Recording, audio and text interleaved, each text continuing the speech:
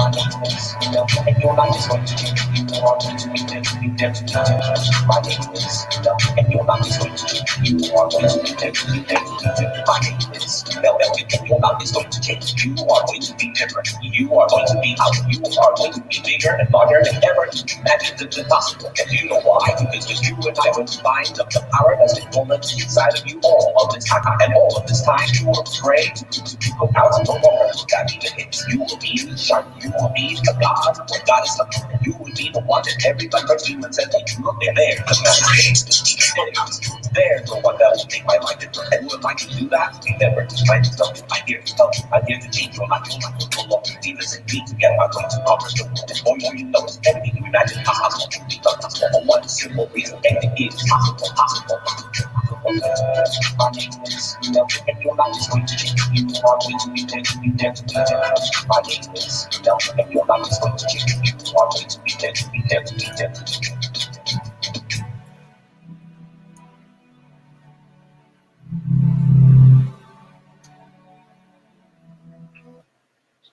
And welcome to another broadcast of Uncommon Sense. Let me greet some top fans right now. Lawrence, welcome to the studio. My mother, Surjit, welcome to the studio. And Natarat and Ashok, welcome to the studio. Today we're going to be we may not be doing anything. Just a little bit of water. I've been talking all day. Okay, so somebody was asking me a bunch of questions this afternoon about their relationship, which is kind of falling apart, and was asking me, he said, I know your program is about Uncommon Sense, you talk about relationships. I said, no, Uncommon Sense means we talk about everything, and there's going to be a new way. I've been trying to find a new way in which to present this program so that's different from anything that's out there.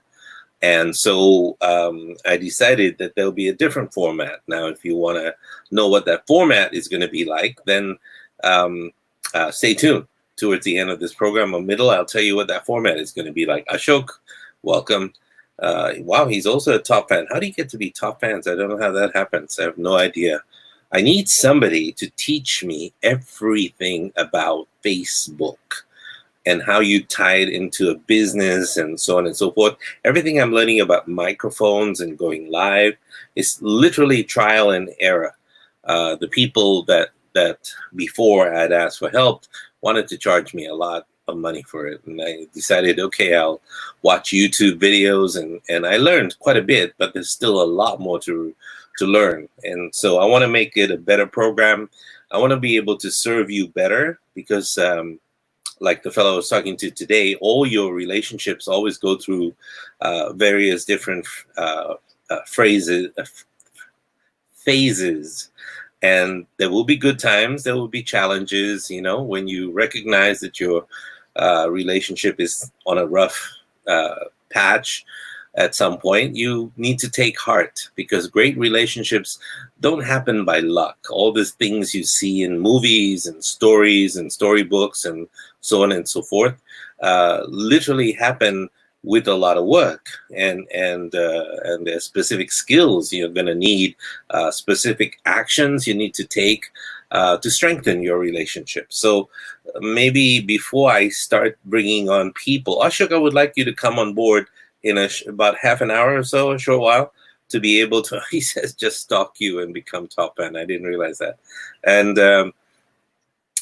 that way we can have a lot of things that we can talk about as well. Evelyn Alarte, thank you for a beautiful message to wake me up today. Really? Okay. Well, Ashok is very lucky. He gets to wake up with different people. So they help him a lot. That's true. I wake up alone every single day. Hey, Evelyn. Wow, how nice. She sends messages to Ashok, forgets the main guy. So sad. I'm just playing. If you would like to have a very quick crash course on, say, strengthening a struggling relationship, you know, with your spouse and your boyfriend, girlfriend, whichever the case might be, or somebody else's spouse. It all depends. You have to do several things. Number one, maybe about 15 different things you have to do. Number one, make your relationship a top priority. That's very, very important, because relationships are like living things. They're not labels that you put on something. They're not pigeonholed. They're either growing or they're dying. There's only two states a relationship can be in: growing or dying. There's no stasis point. So it doesn't stay in stasis. So you have to understand that relationships grow and flourish when you invest your time and your energy and your attention and your focus. You have to invest and nurture these relationships as you go on in these relationships. Because when relationships are struggling or at a plateau, it's really often a sign that they have been neglected, at some point. Maybe your work was pulling you down, and so you couldn't find the focus necessary to make it happen. Maybe the whole COVID situation, turned your focus towards struggling to maintain your health, and in so doing, you've forgotten about the health of that relationship. So that's something you have to pay attention to as well. So to strengthen a struggling relationship, you must make it a top priority for everything you do, your time and your energy. Because what does it serve you if you do your work and you earn your money and do everything that you need to do, and at the end lose that relationship that you really thought would be forever and ever? So you have to accept, number two, you have to accept that disappointment will happen in every relationship. It's normal. Disappointments happen. If you think the relationship is going to survive anything, think again. It will not survive anything. It will survive most things. So disappointments happen when your expectations don't match the reality of what's out there. So two people will always have differences in their expectations, and this means that disappointments will actually happen in every relationship. It's bound to happen. We have a tendency to focus on the negatives, and then when we use this evidence, because we're searching for the negatives all the time, to reinforce the belief that our relationships are filled with disappointments, pain, suffering, and so on and so forth, and you will find them. So instead, accept that disappointments are normal. They happen. So choose to focus on the parts that have fulfilled you, or fulfilled your expectations, and even brought unplanned blessings in one way or another. I get a lot of complaints, and whenever I do get those complaints from people who I had relationships with, they'll say, you don't care about me. I'm trying to remember what the hell, because I forget I try to forget a lot of negative things, so I can't remember. So say, you don't care ever? I don't ever, never, ever cared at all. And so you begin to realize generalizations are a way for people to say, when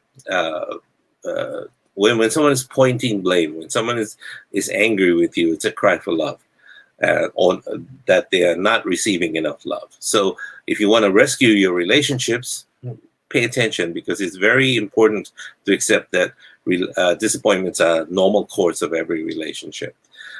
Number three, don't make derogatory comments and insults and belittling remarks. You see, the words you use are very, very powerful.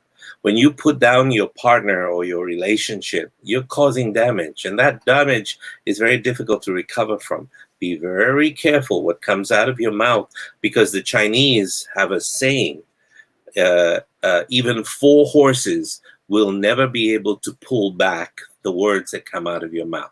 So choose to break habits that damage the relationship, especially when you feel frustrated and disappointed and say, you're a goddamn motherfucker, you're a bitch. You're not going to recover from that very quickly at all. What did you say? I meant we need to go to the beach. Yeah, be careful. Anyway, use words that show respect, love. Use words that show hope, and the subject of today's program. Use words that show possibility, because with possibility comes creativity. So whatever seeds you plant are the words that you plant at the same time. Plant the seeds that you want to grow. If you plant the seeds that you don't want to grow, well, guess what? You're going to have to deal with them anyway. Number 4, don't stonewall. Now, stonewalling is a very passive aggressive tactic that may seem neutral, but it's very damaging. And whenever you ignore, you stall, or you refuse to participate in a discussion, in a therapeutic session where you're talking about your needs and your wants, you're stonewalling. It's a power play that's actually intended to break down the opposition, the person.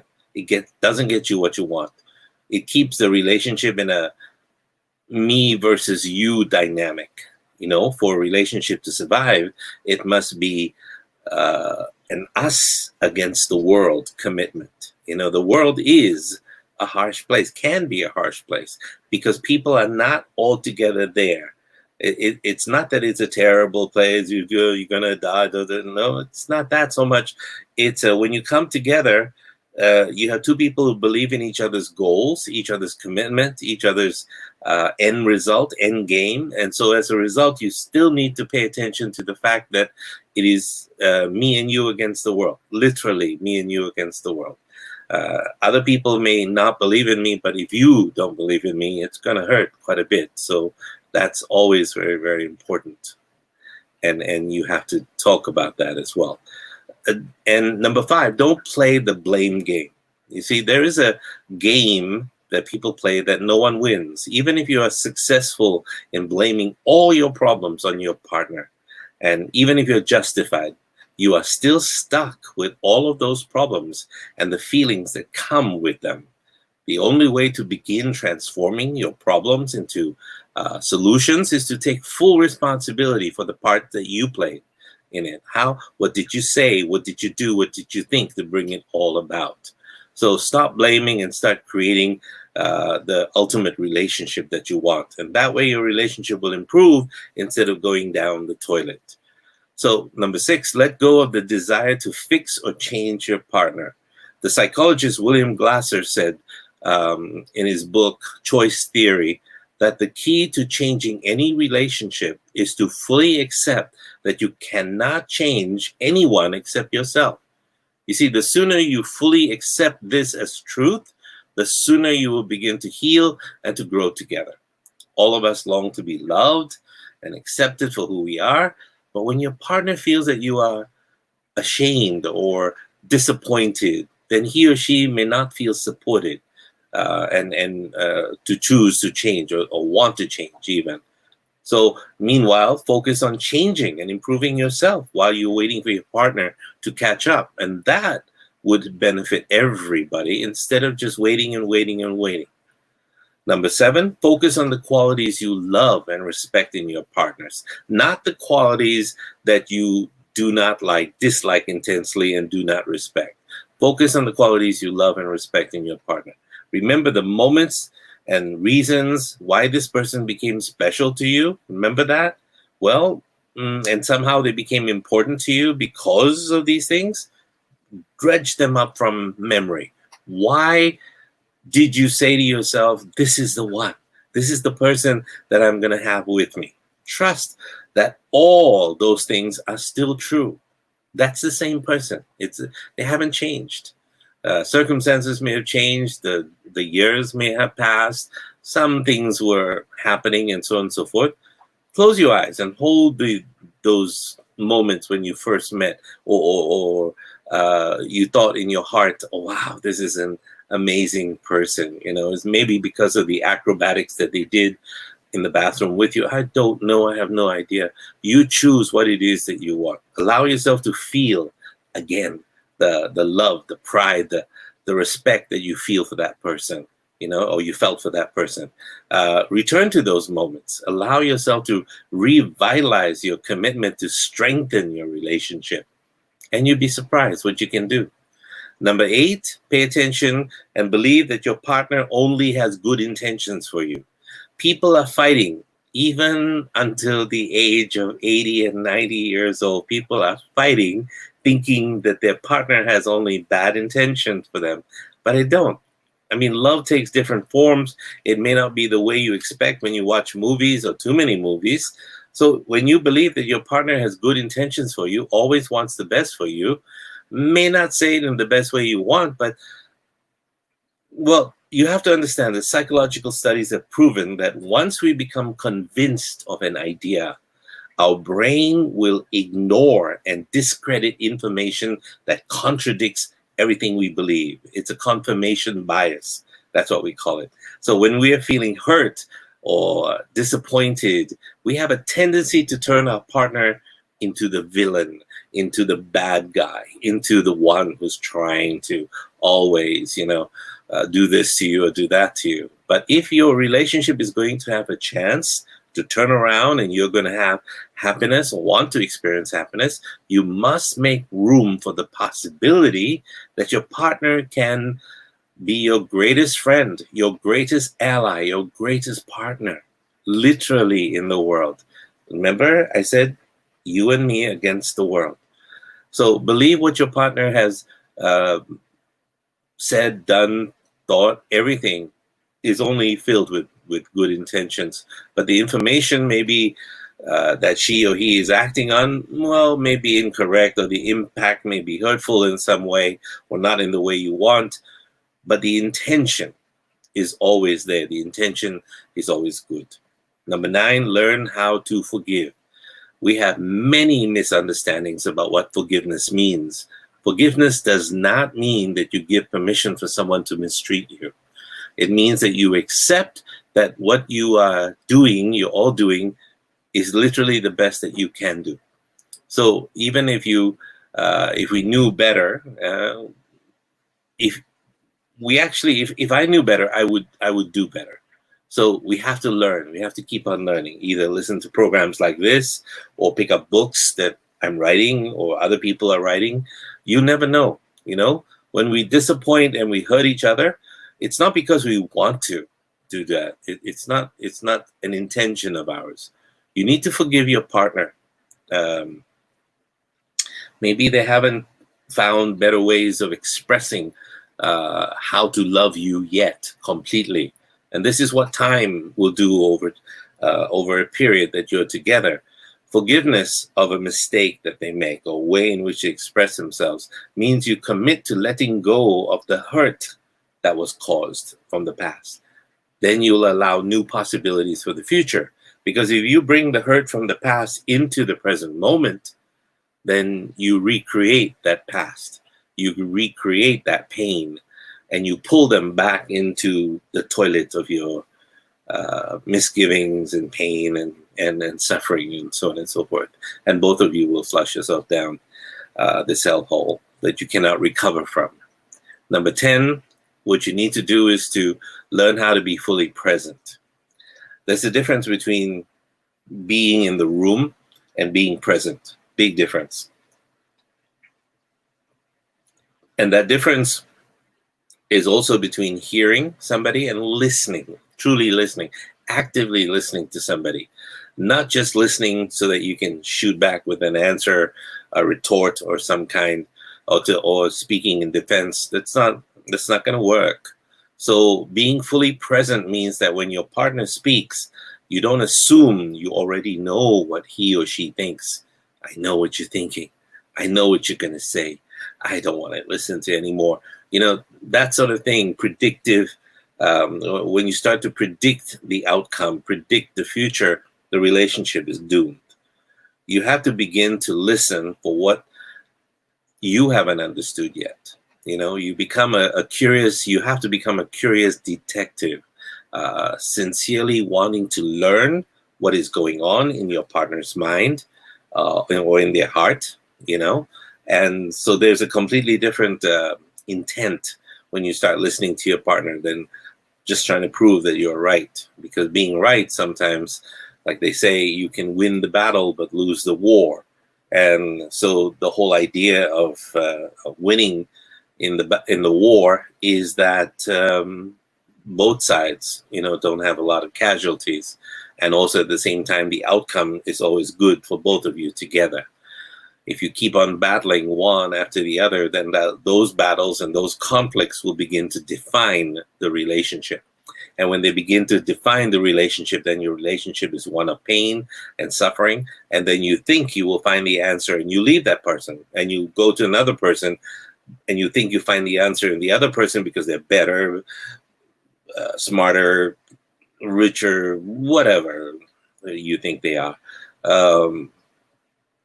But you're just going to repeat yourself, because it's you that you carry, the unresolved you, into the next relationship. So another point to make is to make it clear that you want to hear and to understand your partner. Tell your partner, I know in the past I may not have done a good job of listening to you. I'm sorry. And I see that this has hurt you and me. Maybe I don't fully understand what is going on, but I want to. I want to understand. I want to be a better husband. I want to be a better wife. I want to be a better boyfriend. I want to be a better girlfriend. I want to be a better adulterer. Whatever. I don't know. You decide. And tell them that you want to understand who they are and what matters to them. And then tell them, I will keep on listening as long as it takes. And please help me. This is a very powerful phrase. Please help me to become a better partner. Tell me what I need to do or say. Sometimes, we repeat all these errors and we say all these things, and it's as if I never learned anything. So I thought the best person to teach me would be you. So ask your partner to share. That's the other point. Ask your partner to share. Ask, are you willing to share with me? Whenever you are ready to share, say to them, I'm ready to hear. And I will wait until you feel safe. And then practice being present, because sometimes they'll start talking. I want to tell you about when I was very little and my uncle came into the room and what's for dinner? And you just interrupted a very soul searing revelation that they wanted to tell you and they haven't told anybody else in the world. So you need to pay attention to that as well. Sometimes ignore lunch, dinner, and everything else. So if you want to fix your relationship, another thing you need to do is to learn what needs to happen for your partner to feel loved and respected. We all have different rules for what needs to happen for us to feel loved and respected. Some people need to be told, I love you many, many, many times a day. Other people need to have a one-on-one time, for at least 20 minutes each day. A hand pat from time to time, touching the hand when you're watching a movie or having dinner, something like that. That's enough for some people, actually. So ask your partner, what makes you feel loved? What actions make you feel loved? When I touch your hair, when I lean over and give you a kiss on your cheek, what have I done, that has made you feel close to me at any point? What do I do if you haven't done anything? What do I do that lets you know I'm proud of you, or gives you the idea that I'm very proud that you're my partner and I cannot wait to be with you again. And then give your partner what he or she needs as frequently as they need it. Sometimes you have to ask. You cannot assume just because you watch the movie and it worked for another woman or another man doesn't mean it's going to work for you as well. So, and the most important point, another point, I've lost count of how many points there are, but you have to pay attention to the fact that you have damaging cycles in your life. Partners can sometimes do this on an occasional basis, and it's not any fault of theirs. They fall into damaging patterns. And so a common pattern is the pursuer-withdrawer cycle. One partner will attack and nag or chatter in a way to provoke a reaction from the other person. Then the other person will withdraw and stonewall and leave to the room to avoid any kind of conflict or discomfort. Now, the first partner would then pursue more and driving the second partner deeper and deeper into withdrawal. So obviously this will not only lead to frustration by everyone, and the only way out is to recognize what is going on and talk about it together. Name it, name what it is you're doing, claim it, and then change it. You know, the way to do it is to use less you messages, but more me. When I I feel Name it, claim it, and say, don't you want to fix this? Do you want this to get better? I would like for this to get better. And so therefore talk. Another point is to draw boundaries that won't set you up. Now, what does this mean?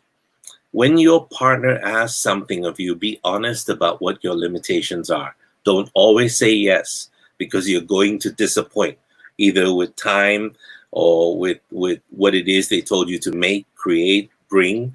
And so you find yourself in a position where you cannot do that. And you start to go along with things because you don't really, well, what happens is when you go along with things that you don't truly want to do, it sets you up to feel disappointed. And later you might feel resentful of your partner as well. You're responsible, you know, when you do that for yourself. Remember, it's not your partner's fault. It's just that you overextended yourself. Learn to say no. Sometimes it's appropriate and good. You know, listen, I'm doing 15,000 different things and I have a deadline. I have to create this and meet this or do this at a certain time. So, you know, your partner cannot read your mind. You have to tell them what you're dealing with. You have to tell them what you're doing. Be honest. You set the boundaries that will serve everybody in the long run. And always remember that. Now, while you do that, you need to respect yourself and you need to respect the thoughts and feelings openly, your own thoughts and feelings, because that's important. You have the right to say what you think and feel, and a relationship built on lies or false information intended to please your partner, you know, will eventually fall apart because it's all based on a lie. It's all based on a house of cards. It's not reality. It's not authentic. Strong relationships are built on trust and respect, which can only happen when both partners are honest with each other. And honesty, let me tell you something. You can have a massive amount of love for your partner. It only takes, you can have 10 years of this. It only takes a few seconds to break that trust. So beware of keeping secrets to protect your partner. That's very important. That's the next point. We're often tempted to protect our partners by keeping secrets from them that happened to us in the past. Now, this positive intention of not hurting your partner often falls apart as time passes and unexpected consequences come to light. It can be very difficult to know when to share these secrets. So my advice to you is, as much as you can, try to be as open as... 10 o'clock. It's 10 o'clock, just to let you know. Be open with your partner. Just like my computer partner here is very open with me and telling me what time it is, which means half an hour has gone by and I'm doing pretty good, I think, so far.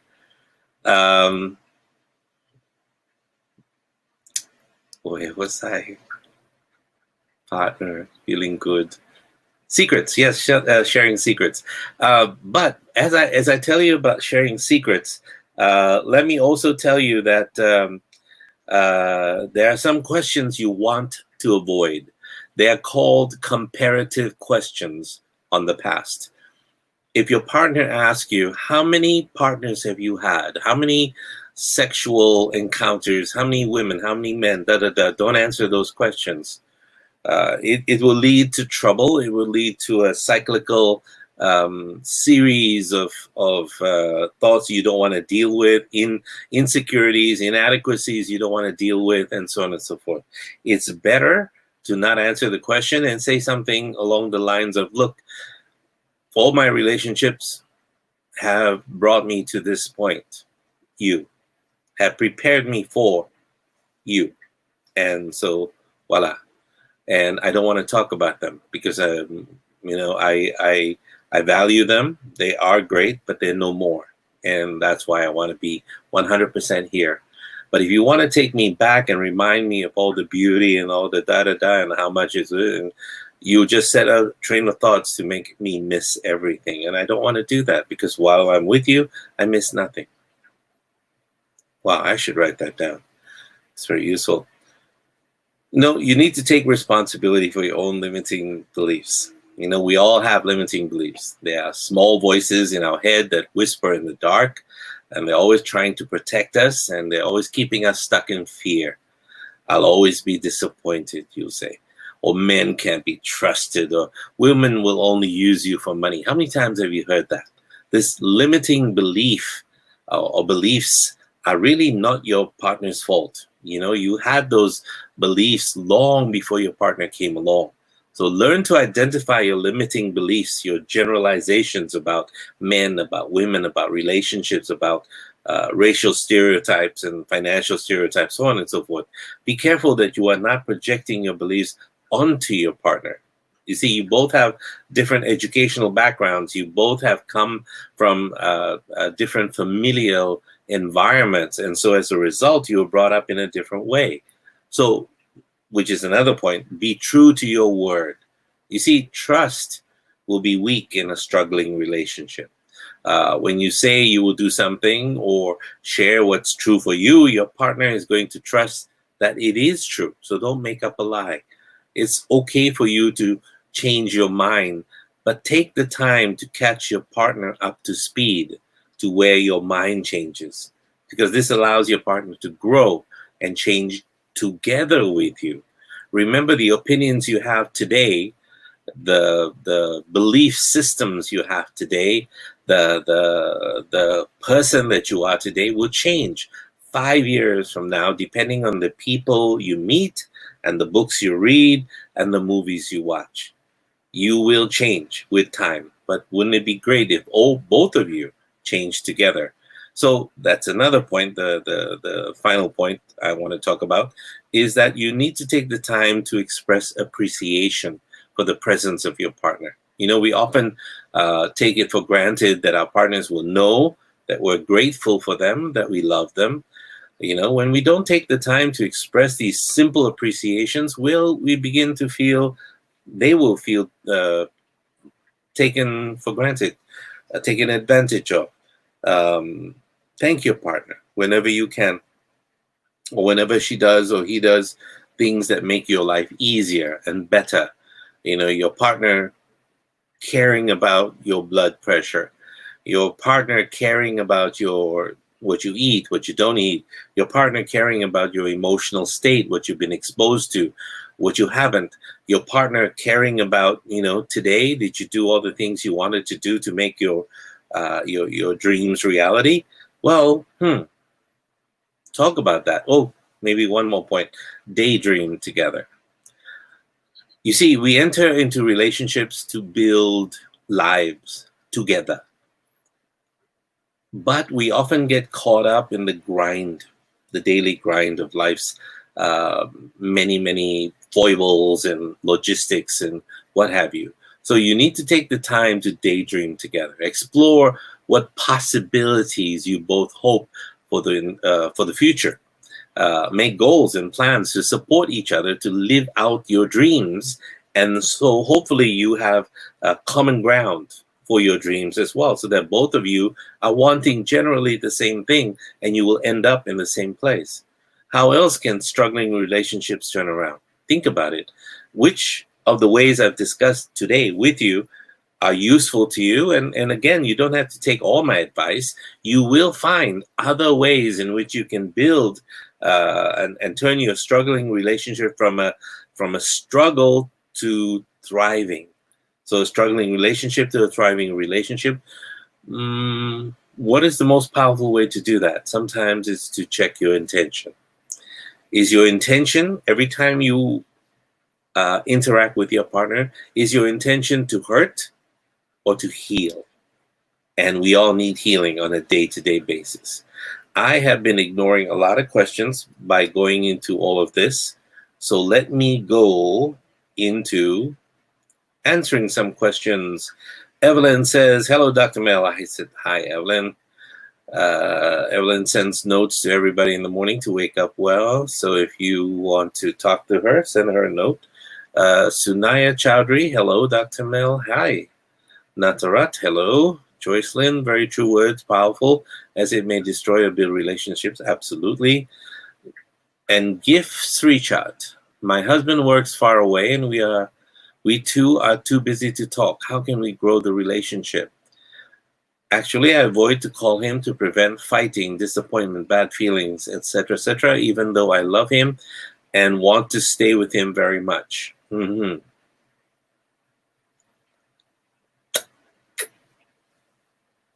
If you don't talk to him, somebody else is going to talk to him.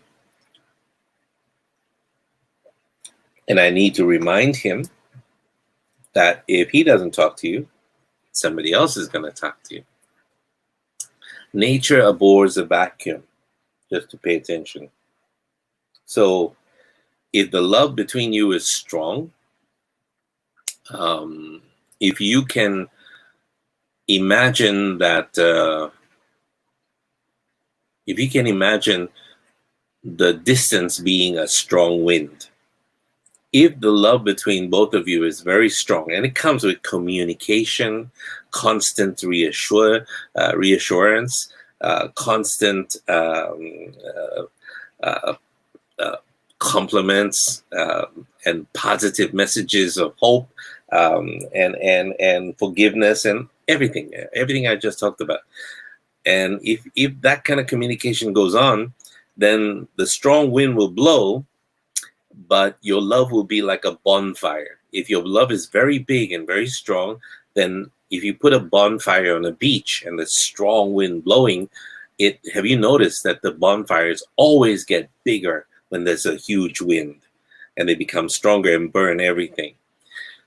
But if your love is minuscule and small, it's not big enough, and so it's been always cut down by words, by events, by negativity, and you're just both of you drowning, then it's like a candle, like a small little candle burning, and you're trying to get the candle to burn more. A strong wind, which is distance, the metaphor, will blow the candle out, and that love will blow out. So you cannot not talk. And both of you probably would need to have a psychologist begin the progress for you, a psychotherapist, a counselor. Avoid religious people that give you religious advice, because they will say things like, Jesus said, do this, but you're not Jesus. And Buddha said, but you're not Buddha. So, okay, so those things work. If you were a Buddha or you were a Jesus, and maybe it would work. But you are ordinary human beings trying to get by on this planet. And if you have children, well, then that can be the common ground both of you can talk about as well. It could be a cement, or it could be the slide into hell. It all depends. My father says, hey, Papaji, good evening. Mel. Chetini says, ciao. She's from Italy, which is a certain part of Thailand. Mona says, hello, everybody. Veerawan Wiwi says, hello from Bangkok. She's one of the most vivacious, energetic women you have ever met in your whole life. If you have a chance to go to Bangkok, have coffee or tea with this woman. She's amazing. She's very resourceful as well. And she always would like to help people and do everything. Oh, I'm so sorry. I didn't put the link up. Ashok says, where is the link? Copied, paste, Command V. There is the link. There's the StreamYard link. I'm so sorry. So true. I love the daydream together idea. Yes, Mona. Whether you like it or not, what you see in the mirror is a grown adult. I don't know about you, but when I look in the mirror every day and I say, who the is this guy? Because I feel like a little boy with his dreams. If I told you some of the dreams I have and things I want to do, they're playful. They seem like, oh, well, anybody who's practical will say this is not the way to do it. You need to be more practical and earthbound. For what? We're gonna die anyway.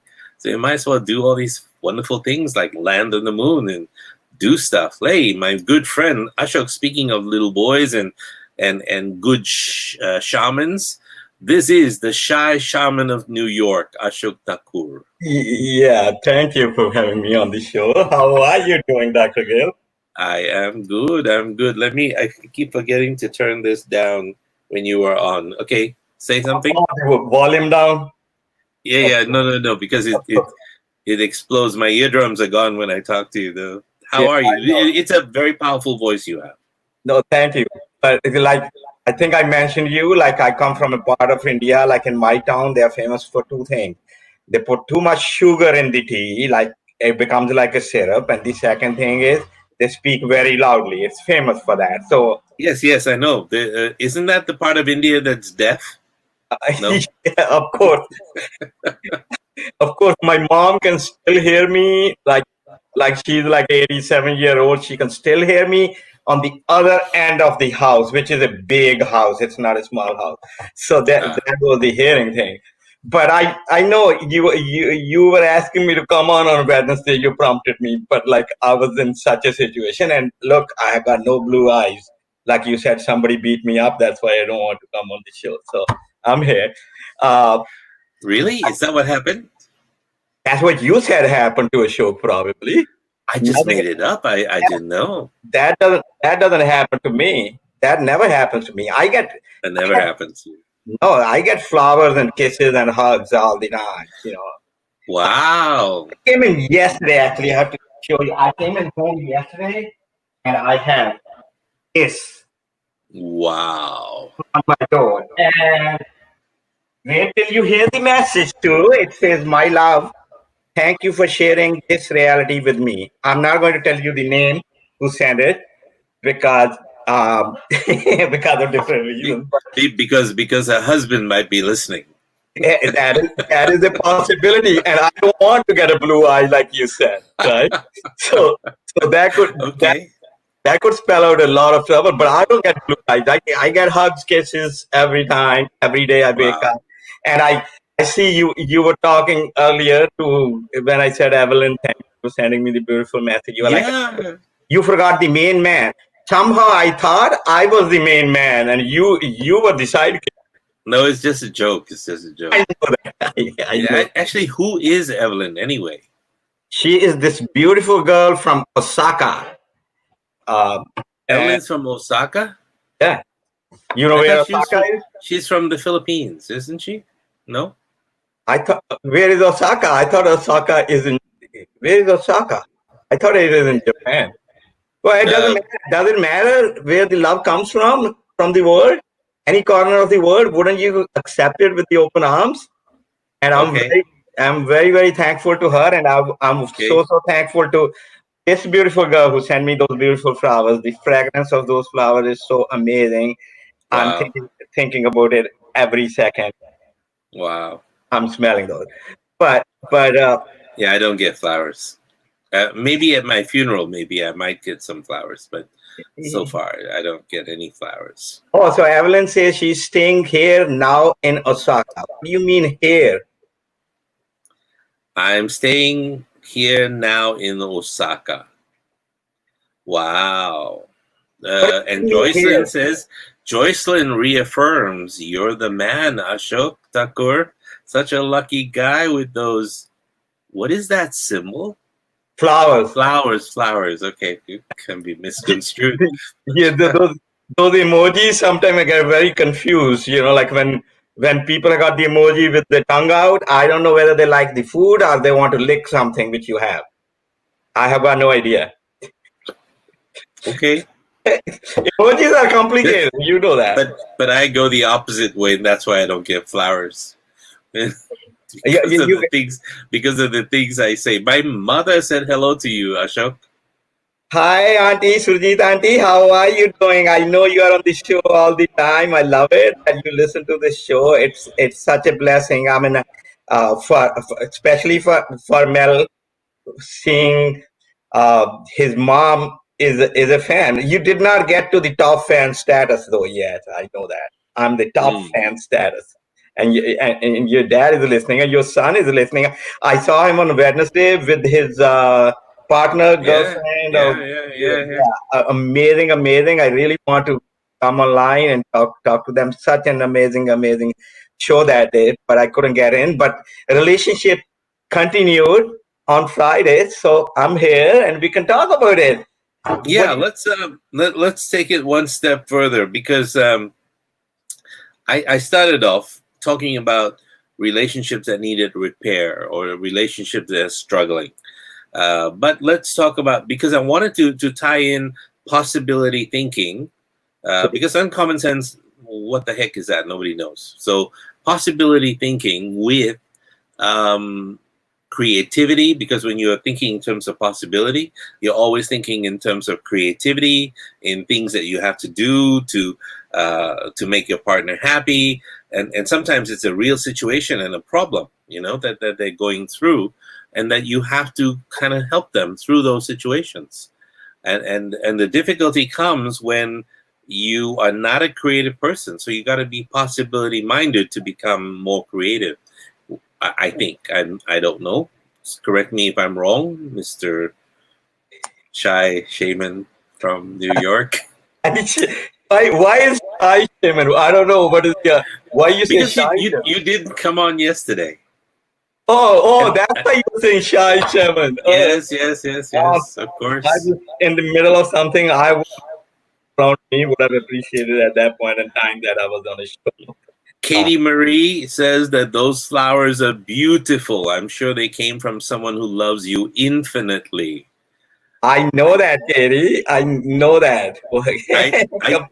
I think we all know now where those flowers came from. Oh my gosh.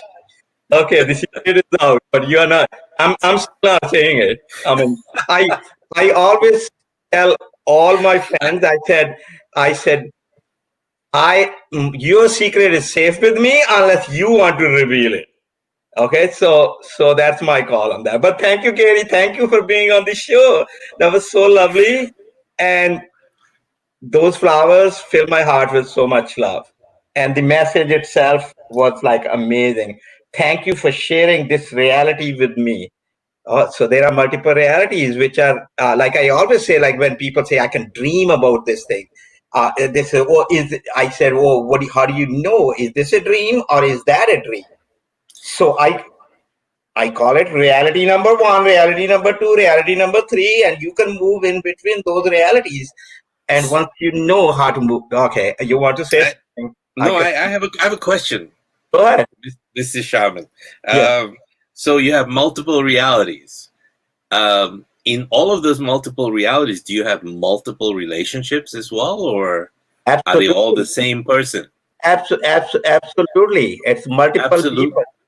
Absolutely where? Absolutely what? Multiple people. Yeah, of course. I mean, like who can, like, this is not even fair for a person to be, oh, Evelyn said Ashok is glowing. Thank you, Evelyn. But I think I got a lot of fans over there too. Okay. But it's like, is it even fair to expect everything from one person? I think that's a lot of pressure on that person.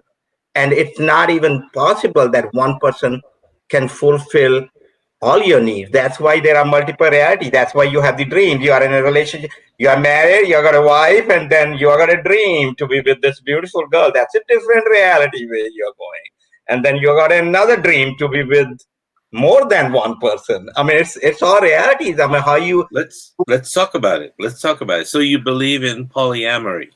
No, I absolutely don't believe in polyamory. I'm a monogamous person, but that means monogamous in the moment. What does that mean? Monogamous in the moment means right now, if I'm with somebody, like from 7 o'clock to 8 o'clock, I'm monogamous with this person. From 9 o'clock to 10 o'clock, I'm monogamous with that person. Yeah, so you're monogamous in the moment. What? Polyamory is like when you have multiple people at the same time. But no, I'm not talking about an orgy. I'm menage a trois, I'm talking about being able to love more than one person Absolutely. at a time, like Absolutely. And I think that is okay. Love is so wide and so great, grandeur that I don't even think one person can accept all the love you can give to them. Like it's love is that much big that it's very difficult. So if there are multiple people to share, that's okay. so, And yeah, sorry, go ahead. which brings up the next question: how do you or your partner deal with jealousy and exclusive non-exclusivity principles and things like that? How do you deal with that? So jealousy jealousy is more of a matter of perspective, actually, from my point of view. And I have these discussions many times with people Mm-hmm. that like I have the example. One of my friend, right? She I knew her for a long time, very close friend, and then she had a boyfriend, and she said somebody else asked like why you are not jealous of it, and I said I'm not jealous because I think he's here to help me. And they said, how come he's here to help you? And I said, because he's going to do the 70% of the shit which I was doing it for her, like picking her at 4 o'clock in the morning in a club when she's totally drunk and bringing her home and feeding her at 4 o'clock in the morning. So I say to him, thank you for taking 70% of my work. I still have that love for doing only 30% of the work. Why not? And I told him, I said, you are my brother. You are helping me out. And he was a little startled by that, but I was not. I don't have a bone of jealousy in me. And I tried it, I tested it, I gone through all this, and the person who I have a beautiful relationship right now with, actually she had a boyfriend. She's totally in love with that boyfriend, and it's okay with me. And But does the boyfriend know? yes, he does know. And yeah, but it's so much different. Like we put in so much constraint onto the thing, because like we also think about love is just like sex. That's not what it is. Sex is a function of the body, and it's very beautiful. But when you move that function into your mind and are occupied with that all the time, that's when it becomes perversion. Because then you spend your 75% of your active energy either to how to have sex or how to avoid sex, like avoid sex with the wife and have sex with the girlfriend or a mistress or whatever. So you're 75% of the energy in that. But like if you take sex as a bodily function, it has got a natural way of going through whatever the consequences, like by whether it's hijacked by the chemicals or whether your thoughts are generating those chemicals / emotions that depends. I mean, it's and that going into again like when you were talking about the relationship, one of the like there were very good points. I loved it. I love what you do, but there are a couple for struggling relationships, struggling relationship. Yeah, and one of the things which I haven't seen people talk about is, and that may like excuse me up front, because some people who get just a little bit of the thing, like make it a racist or a sexist comment, but I'm going to say it anyway because whatever the fact is the fact. When you are with a partner and say it's a woman, and I will give you man's example too, so don't get, I don't want all those feminists coming on to me and making me crazy. Don't forget camels as well. Like camels is your favorite. I know that, right? Yeah. So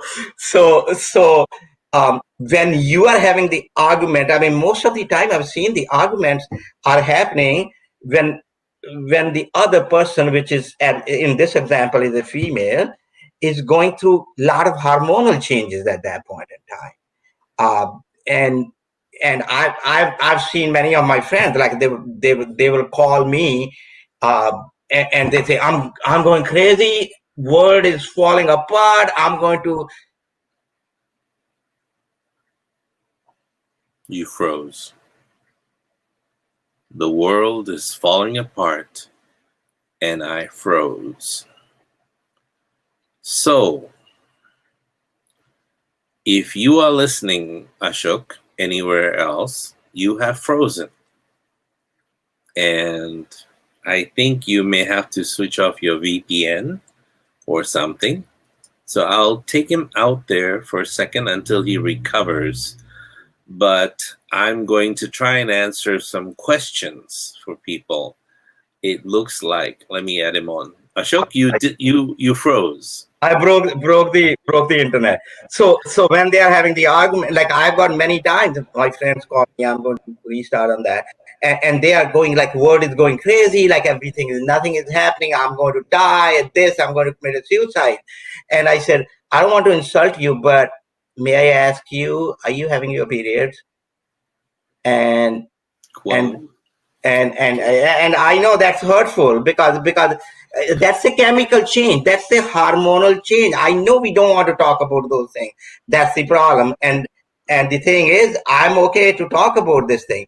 And sometimes it becomes, from a psychologist point of view, you are like, then they are thinking like you are blaming something which is really happening to them on a chemical thing. But 9 times out of 10, I found it, that was the chemical changes. So when you are partner with that person and that person is going crazy, you have to be aware of all of those things, where they are in that cycle. Now going to the men, same way, when the women are thinking about, men has got their cycles too, do they? yeah, and like sometimes the female emotions are hijacked by those chemical changes.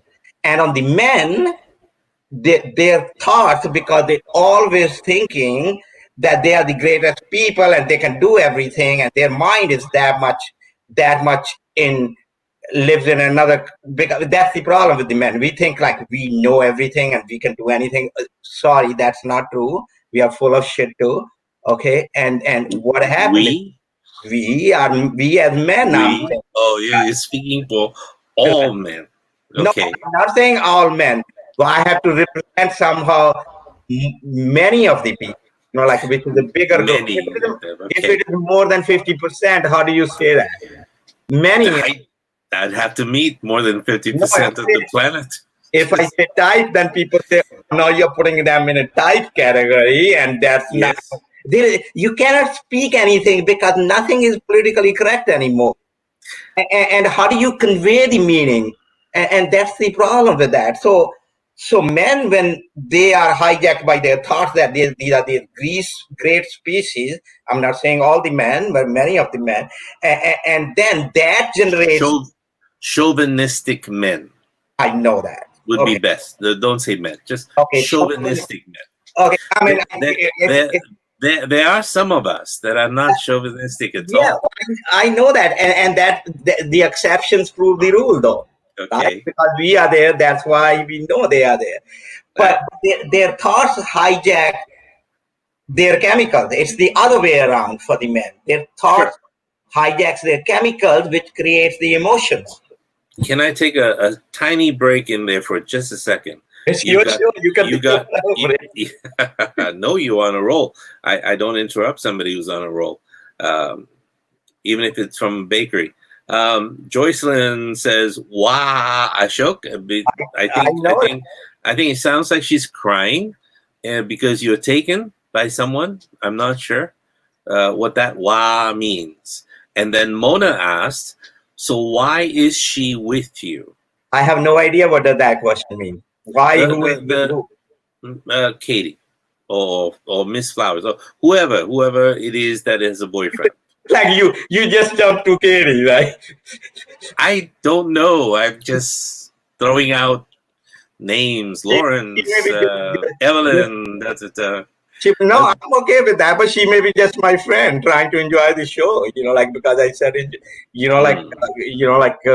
watch Dr. Melger's show. So how would you? No, it's not my show. It's just it's a show where everybody shares, and even Keegan was in. I saw him earlier.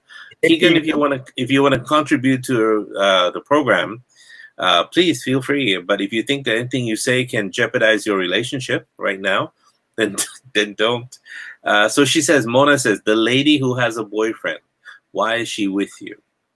Oh, because the cultural definition has messed up our brain so much that it says this is how love has to be.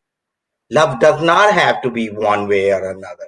When you open your heart, it is there are a lot of other possibilities in there. So just your heart. Yeah. You don't open anything else. Well, let's not talk about that. I thought okay. You told me it's a PG show. So no, it's me. So all the female side of the partner when you are in a relationship also has to be aware that their thoughts has hijacked it. That is not the time to tell them they are just like their dad. Okay, because that will mess up the thing, because that's what happened. But it is true though, they are just like their dad at that point, because the thoughts have hijacked their created chemicals and hijacked their emotions. But that's not the time to say. So one is the chemical thing which I'm talking. You have to be aware if you are struggling with the relationship. Are you fighting at the same time? And so what happened is you start fighting at that time of the month, and then you carry along because there's a residual lingering pain from that. You carry along for another 3 weeks, and then the time comes again, and then you fight again. Then again, there is a residual lingering pain. So you keep on messing up your relationships. You have to be careful about even the physiology of your partner and what is happening with them. And that's my answer to that is when you are in that situation, respond, don't react. So there is a gap between responding and reacting. There is a pause in there. When you react, there is no pause between somebody else said it and you give the answer right away. But if you pause, then rather than reacting, you can respond to that. And that is going to make a big difference in your relationship. And the other thing, it's like with all the people, they keep on saying, and I know that there's a lot of truth to that, but I want to change, like where they say relationships has to be tough. There are a lot of work, and you mentioned that too today, and I will agree with you, but that's not how I want to start in a relationship. I want to start instead going with the thoughts that relationships are good. There are going to be a little bit ups and downs, which we will handle because we are going through this journey of love, which are turning into a relationship. So we will handle that. So I wouldn't tell anybody that relationships are hard and there is a lot of hard work. I'd say relationships are easy, but there will be a lot of things in there which are happening, and the formula I gave it to them is when you are going through that journey, like there is one thing you keep in mind.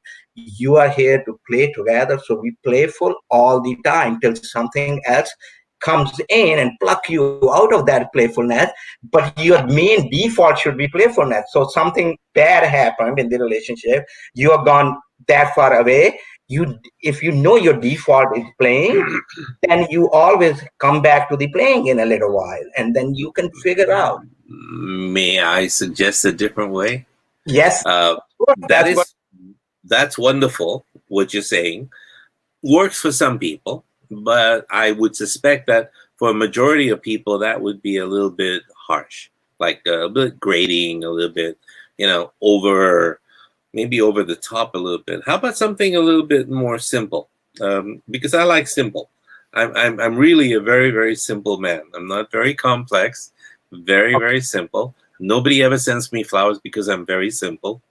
I'm complicated. That's why I get the flowers. Yes, and I would suggest that you are in a relationship for a reason. Your the person you're in a relationship with, man, woman, or camel, you're in a relationship for a reason, because there's something you want from it, a mutual benefit, something that's not just benefiting you, but for both of you, you hope. And if your thoughts are such that I would like my partner to be enhanced or happier being in a relationship with me, then that would be great. But if my partner is miserable in a relationship with me, then really there's no business for that relationship to be together.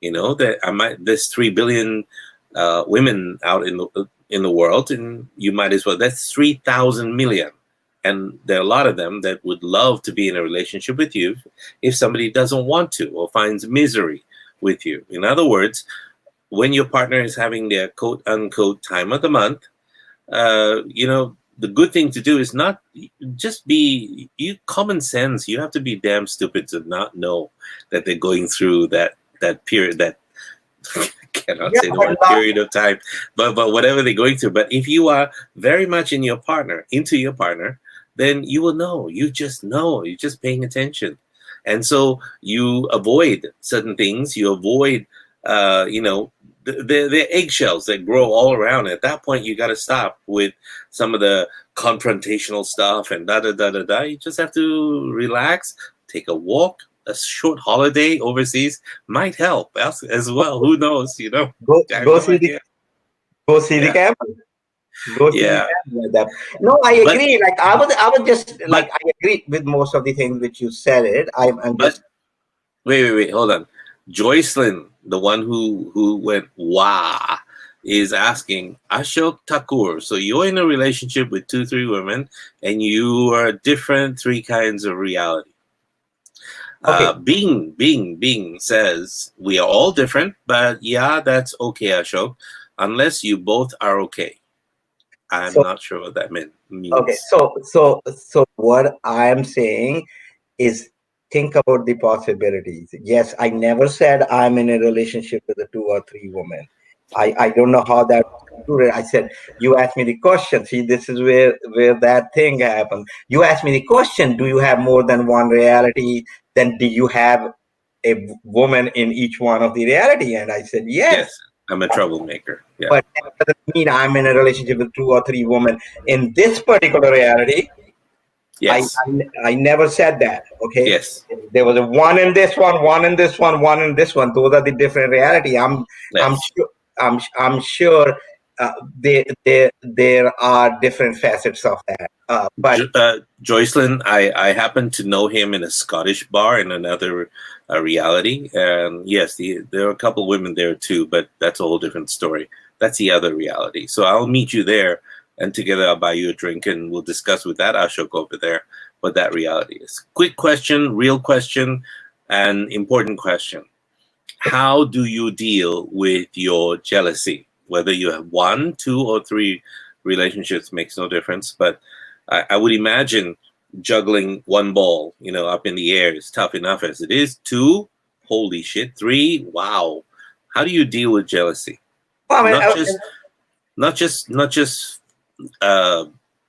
preventing yourself from becoming jealous, but how do you deal with the jealousy that's aimed at you? Why do you like me more than you like her? Why do you spend more time with me? Why? How come she gets to send you flowers and I don't? But she can send you flowers too. And you love her flowers more than you love mine. Well, if you know me, there is nobody around me who feel less loved or more loved. They all feel very loved, very, very loved.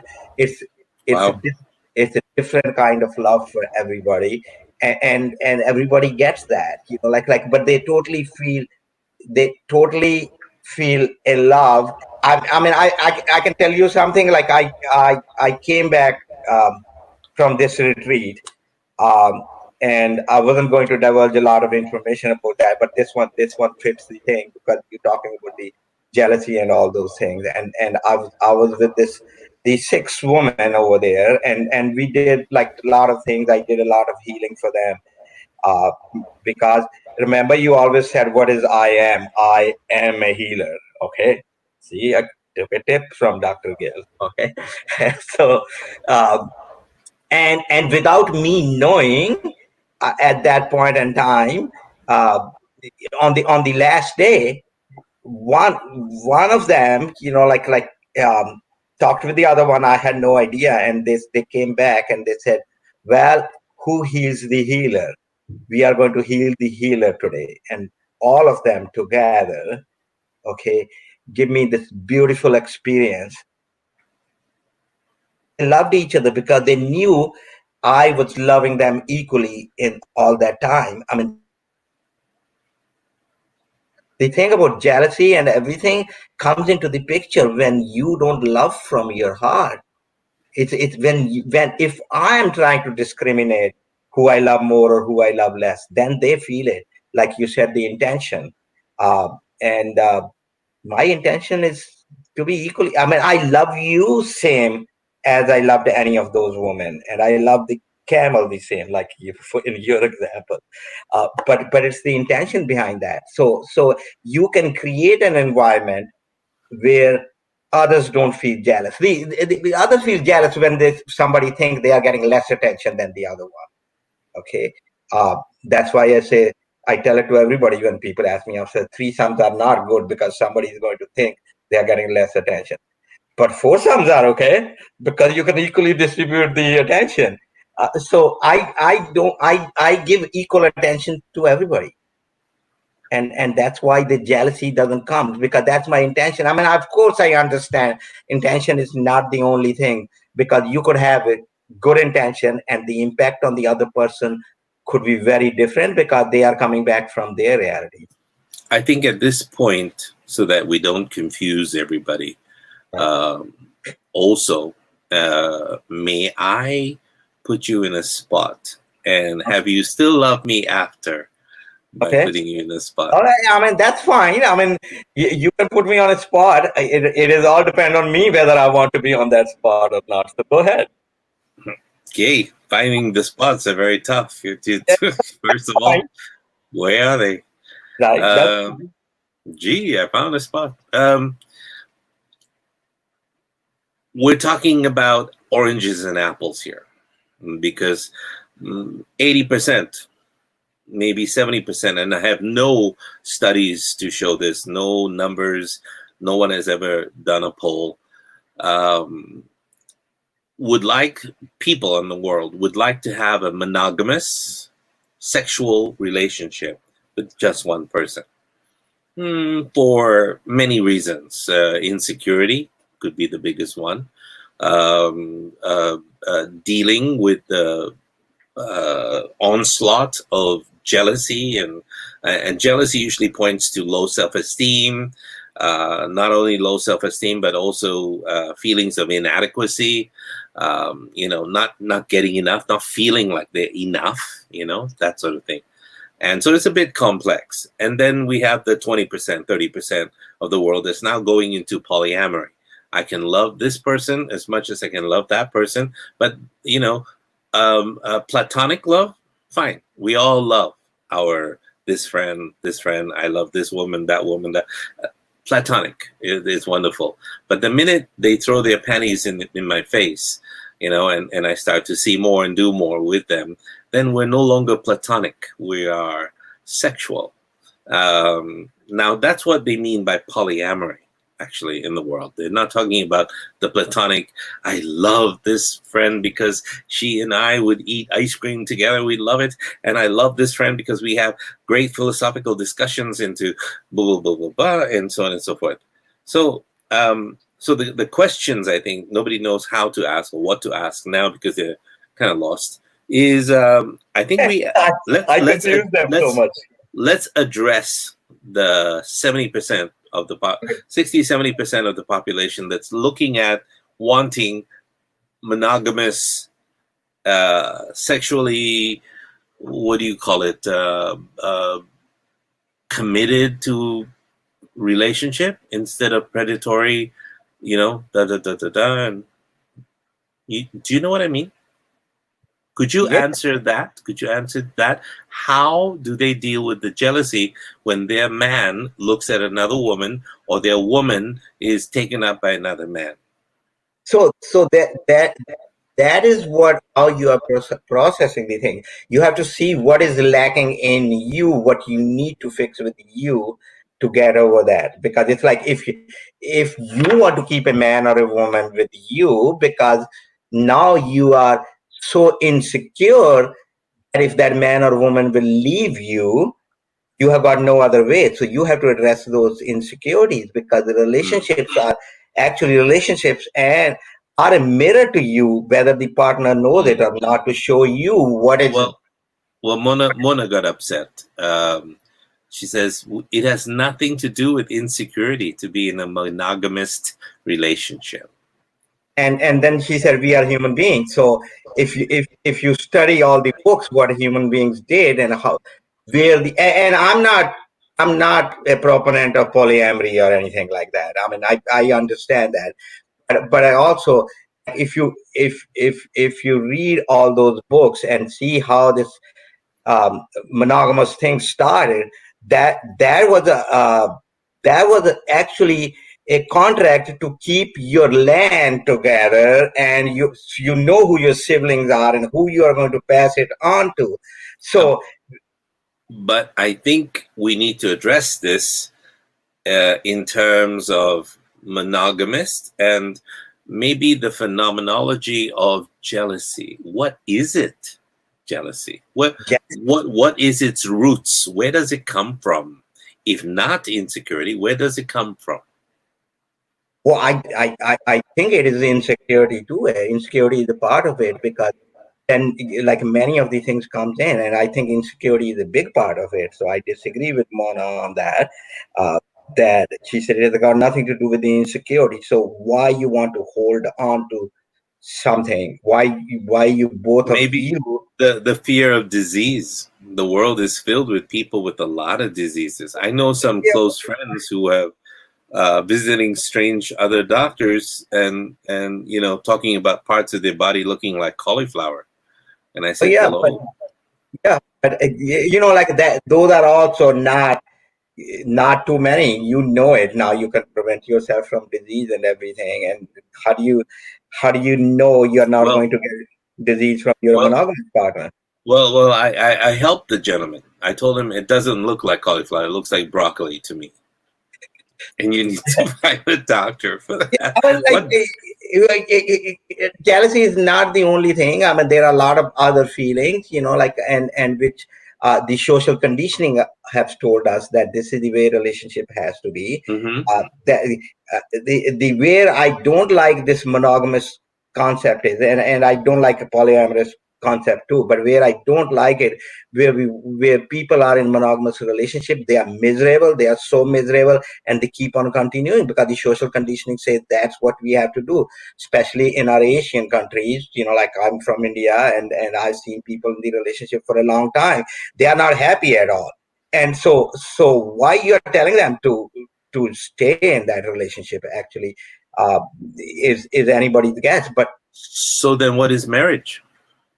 a marriage is just a contract, because your insecurities are so much high that you want to trap this person and keep him in a cage with the legal binding document, so that you can take it to a court and show it to the court that now you hold it. Because so many marriages, I know many of the people, many of my friends who are in marriages, but they say, I cannot divorce her because she's going to take everything I have. It's a legal binding document. It has got nothing else to do. Now I know it. All the social people, religious people are going to kill me for that, but it is nothing more than that. And if So anybody, so what would you prescribe for people who want to get married for reasons that have nothing to do with insecurity, like Mona says? The I want reason to could know be what. Okay. love.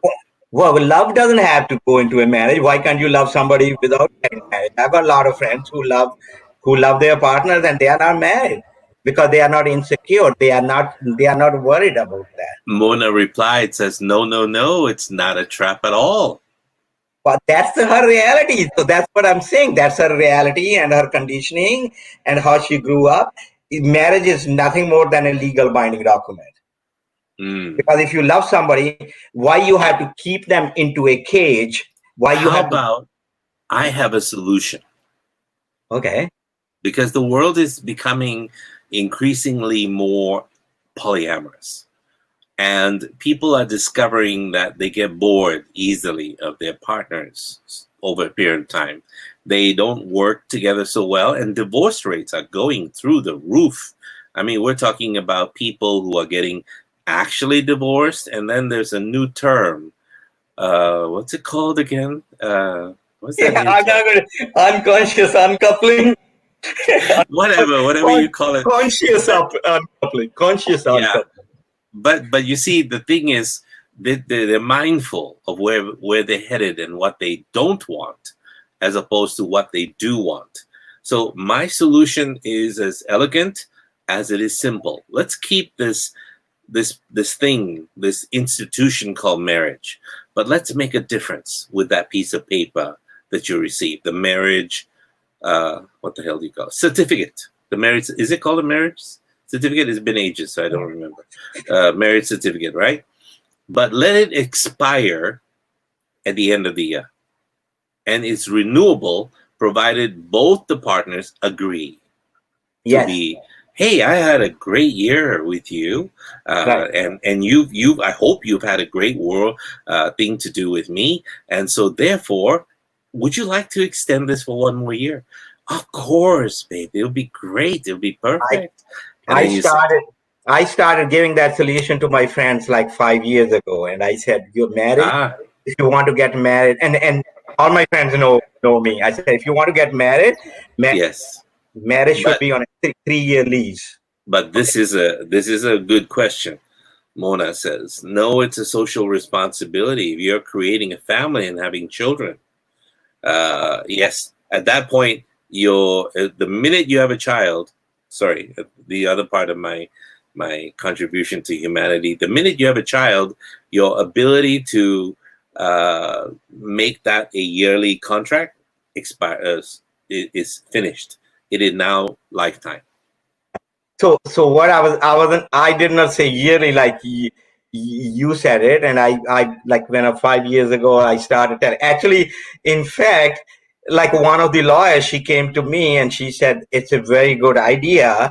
Okay, we can write it. I said, but the government is never going to agree. She said, we can write a bill and present it in the assembly and show what you're saying and put your name on that one. And I said, it has to be 3-year lease. And she said, why 3 year? Why not 1 year? And I explained it. In the first year, you are trying to understand each other and see whatever your differences are, whether you can reconcile it, because you don't want to make it too quick, because then people will jump out of it without even understanding. I said, the second year for you is no stress year, because you are saying, okay, we understood it. Now we are going to enjoy it. Third year is again in the way, like, if you don't do those creative things which you said, then your lease is going to be expired. So if you want to stay with that person, you will rekindle your romance in the third year, and it's probably never expired. So I was not against marriage with this contract. I was for marriage, and I thought it is going to, like, people are going to renew those contracts because they are going to be creative every 30 years, very creative. And people don't understand that, because we have got one track mind, which is done with the social conditioning and all those. And of course, when the child is there, the dynamics changes. Like, we know that when we bring in a soul into this world, then it's a different story. Ashok and I are discussing relationships. He has a shy shaman approach to everything.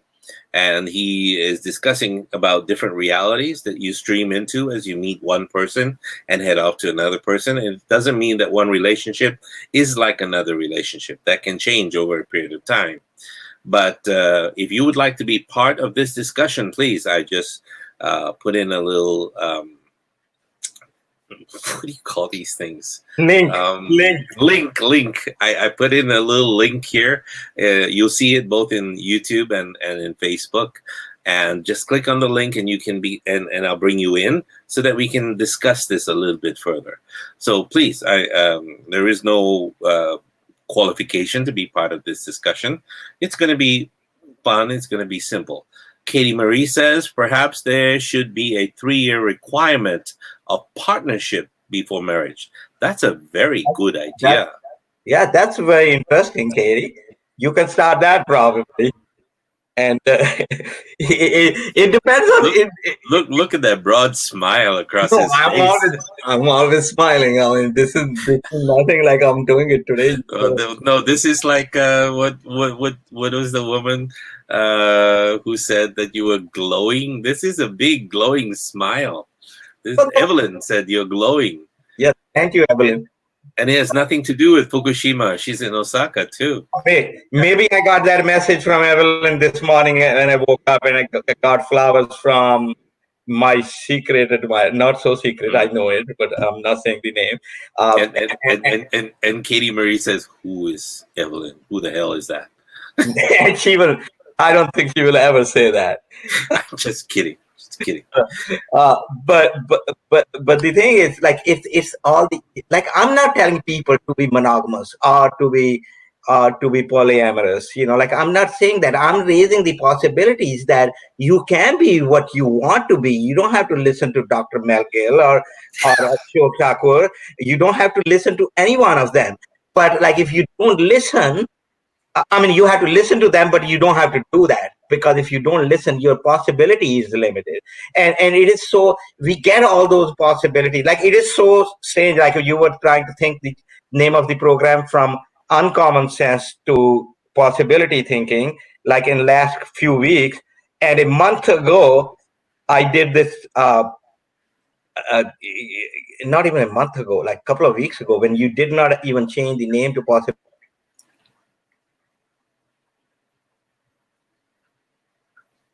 And he froze. When it comes to important things, the shy shaman freezes. And that's not his fault. It could be the fault of New York City, which is now COVID-free for the moment. And it's very, very good that it is. So I'll put him backstage for a little while and answer some questions that need to be answered. As soon as I see him backstage moving and he's fixed his internet, we will come back with Ashok Thakur talking about the perspectives of multiple relationships and what he needs to do and so on and so forth. So the first question that needs to be, he's back. The first question that needs to be answered right now is that, is marriage a trap? Mona kind of alludes to that question. Is marriage a trap? Marriage is a legal document. I don't know why we keep on putting emphasis on that. It's nothing more than a legal document, because if you love somebody, you can stay with them forever. It's because you are so insecure that you think that person is going to leave you. That's why you want to put them into a cage. It's a legal document. You see, marriages don't hold people anymore. They can leave. And they do it with lawyers and all of that. Yeah, let me tell you the story of, remember Michael Jordan, the Chicago basketball player? Of course.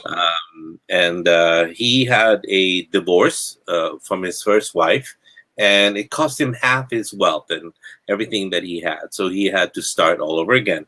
Still, his net worth was in the area of $650 to $700 million. He met this Hispanic woman, beautiful, gorgeous. She's about 25, 30 years younger than he was.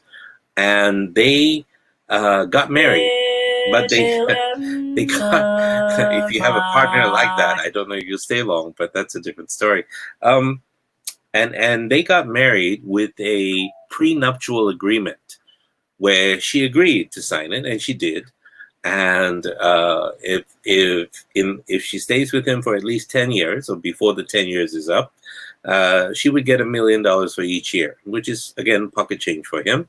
And if she stays longer than that, she would get significantly more. And then there are 2 children, and they look, they've been married for several years now, 10 years maybe. And they look so happy. They have these children. They're very supportive of each other. She looks like she really is taking care of him, and he's taking care of her. and so on and so forth. And that marriage is thriving, Ashok.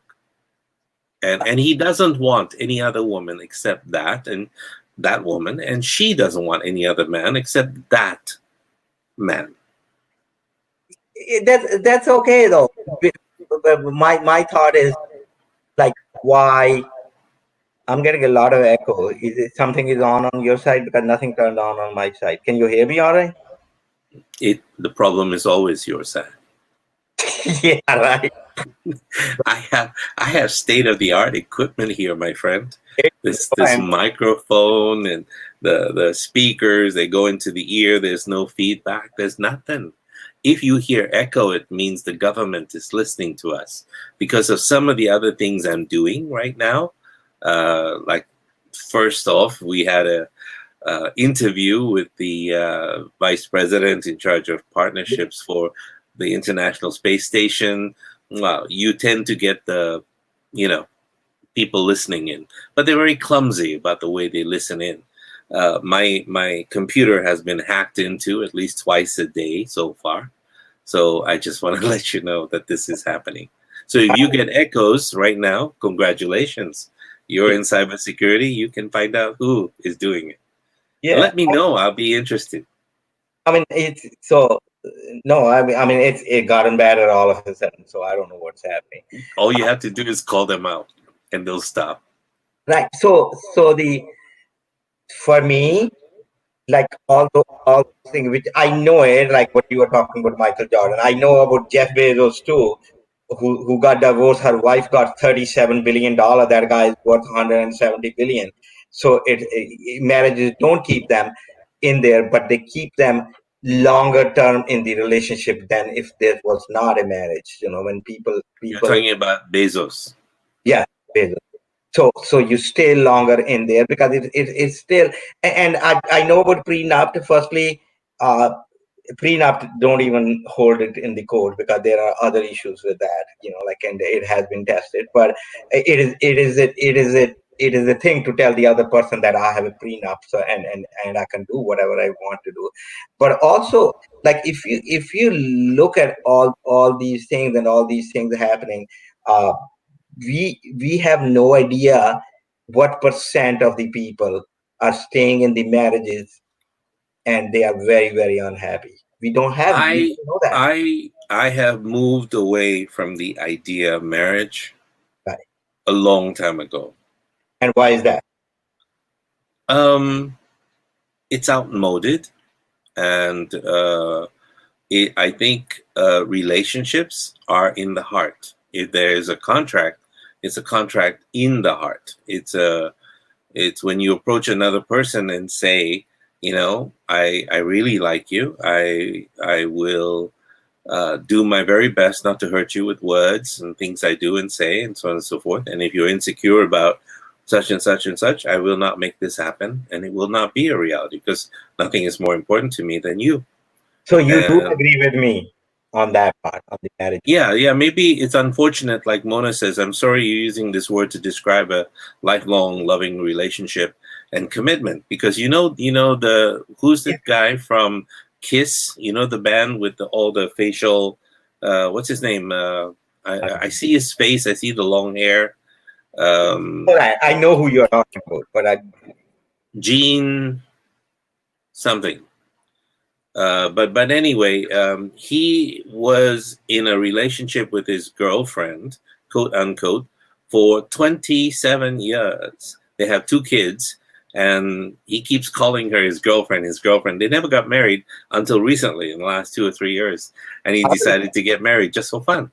Yeah, that's okay though. I understand that marriage. That's common law marriage, but still. I think it's exciting to call. Can you imagine? My parents have been married, all my entire life, 50 years. Different social background, though. Yeah, but that different social background. But to warp your brain, can you imagine everybody in India, like say for instance, Punjab or wherever, referring to their wife as their girlfriend and referring to husband as he's my boyfriend? Wow, wouldn't that change the whole world? That's a cultural thing. My mom is very, very upset at me. She was like, why get married. And I'm like, no, I'm not. And she has got a problem with that, and I understand why it is. And I'm seeing the comment, and just because Mona is having such a healthy discussion and she differ from our opinion, that doesn't mean we are going to ignore anything she says. I'm actually more concentrated on her comment. She says, I'm sorry you are using the word to describe Yes, the life. Gene Simmons. That's it. Thank you, Lawrence. I Okay. can always depend on him for that. Lawrence is Thank good at you. that. Right? Yes, yes. So Mona is saying, I'm sorry you are using the word to describe a lifelong loving relationship and commitment for life. Yes. So I'm good up to lifelong relationship. Okay. Why you need a commitment for life? I want to know that. Like, what does that mean? Why not? No. What does that mean? Like, I'm talking in the okay. The last little bit of the marriage vow, till death do us part. Right, but I'm saying till death do us part. If you don't like your partner, just kill him. Right. I'm just kidding. And if you're Indian, that doesn't work either, because in India they say the partners are together for 7 lives, right? Oh dear. Right. And when I get my divorce, I said, hopefully this is the 7th life, because I don't want to see that again. So in India, so you are gun shy. No, that's what I knew that you were going to say that. So that's why I brought that point. You think I was not aware? You are going to say that, and everybody else is going to say that. I was absolutely aware of that, and I have heard that many times. And people say, "Oh, you don't want to get married because this one woman screwed you." Is that why you suddenly raise your voice no, high? No, this is like, because I get sounds like you're being a little defensive here. A little bit. My voice is raised because I got passionate about that. I get the desired result from my comment, because I was expecting that, because I thought about that. Hey, look! You're not alone. I was divorced as well. Hey, she ran off with the gardener. I mean, I said, why? She said, because he had more time for me than you had. And I was working my balls out trying to support the family and all of that. I said, and you know what I said? I said, because the gardener is unemployed. That's why he has a lot of time. Said, because the gardener, besides, he's not a gardener. He's a landscape engineer.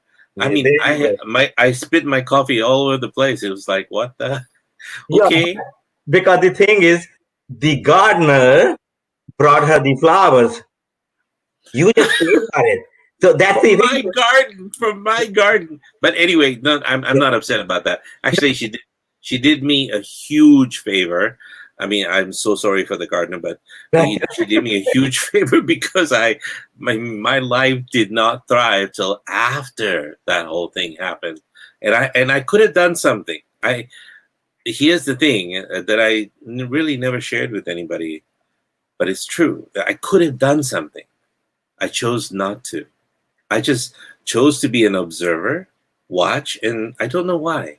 Part of me just watched, a little bit shell-shocked, because how, what, and you have 2 kids, and what the heck, da-da-da-da-da. But anyway, the point is, I'm not even resentful. I'm just like interested in knowing, when you talk about going into realities and how timelines change. And now I'm studying the physics of this. I mean, we're talking about equations that allow you to map out timelines. Yeah. Because they also determine trajectories of any craft that you build that is consciousness assisted. This is what I'm involved with. My foundation is involved with consciousness-assisted technology. But again, no, there's a lot of things that are happening here. Last night, devices start going off and on in my house because we're playing with different things here. I don't want to know about your sex life. Okay? What? I said, I don't want to know about your sex life. Devices started going on and on. Those devices are gas powered. That's a whole different thing altogether. That's no longer.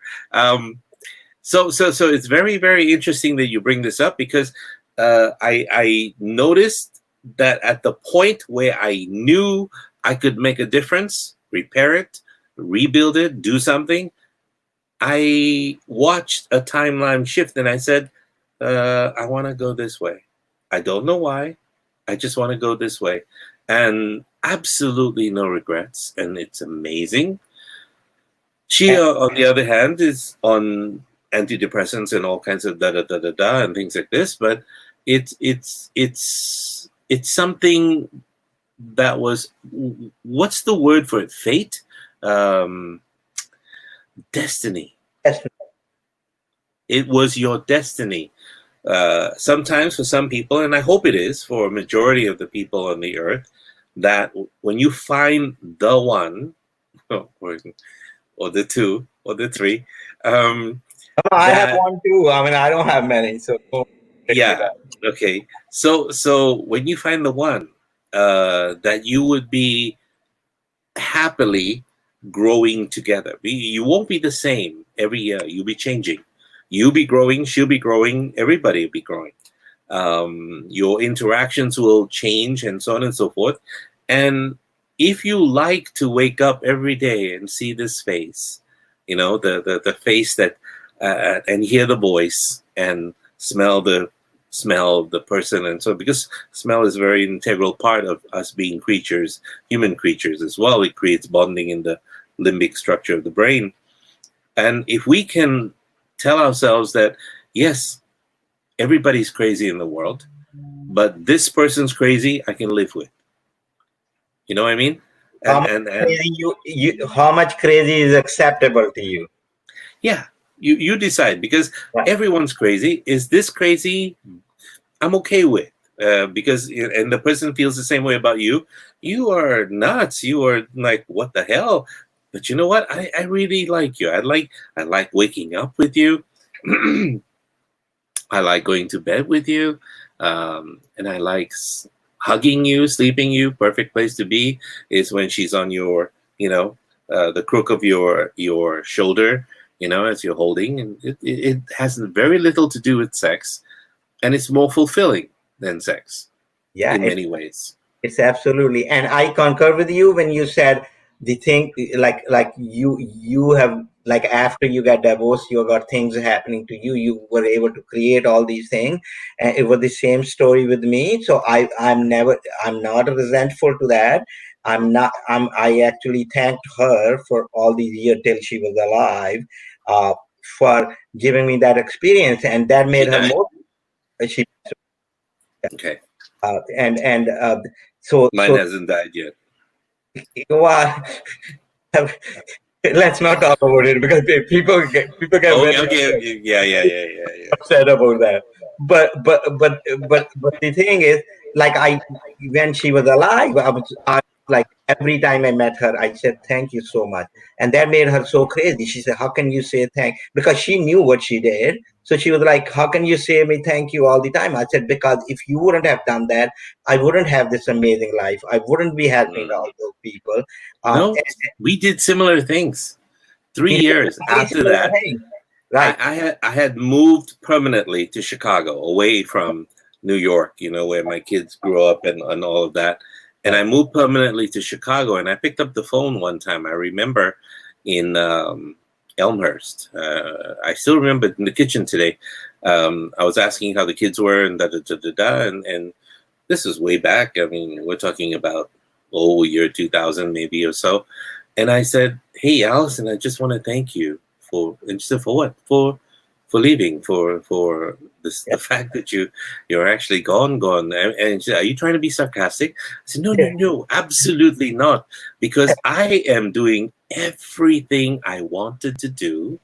That little boy inside of me that wanted to fulfill this dream, that goal. Some of them became successful, some of them were not. I met all these people. It was exciting, it was interesting, and I want to thank you, because I have never felt like this before in my whole life." And she started crying. And that's what it is. One of my friend who is very, you know her too, I'm not going to name it. She's very spiritual, does meditation. Like, she get up at 3:30 in the morning, do meditation for 4 hours, and do Kundalini yoga. Very, very spiritual person. And one day she called me, like, that's few years back, and she said, "I had a dream today, and I saw your ex in that." I'm like, "You never met my ex. You didn't even see her picture. How could you meet my ex?" She said, what? There was this woman, and I asked her, who are you? She said, I'm Ashok's ex. And I said, what do you do? She said, I told her thank you. And she said, thank you for what?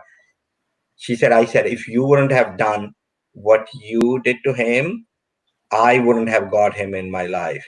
And he changed my life in such a beautiful way that I thank you for that.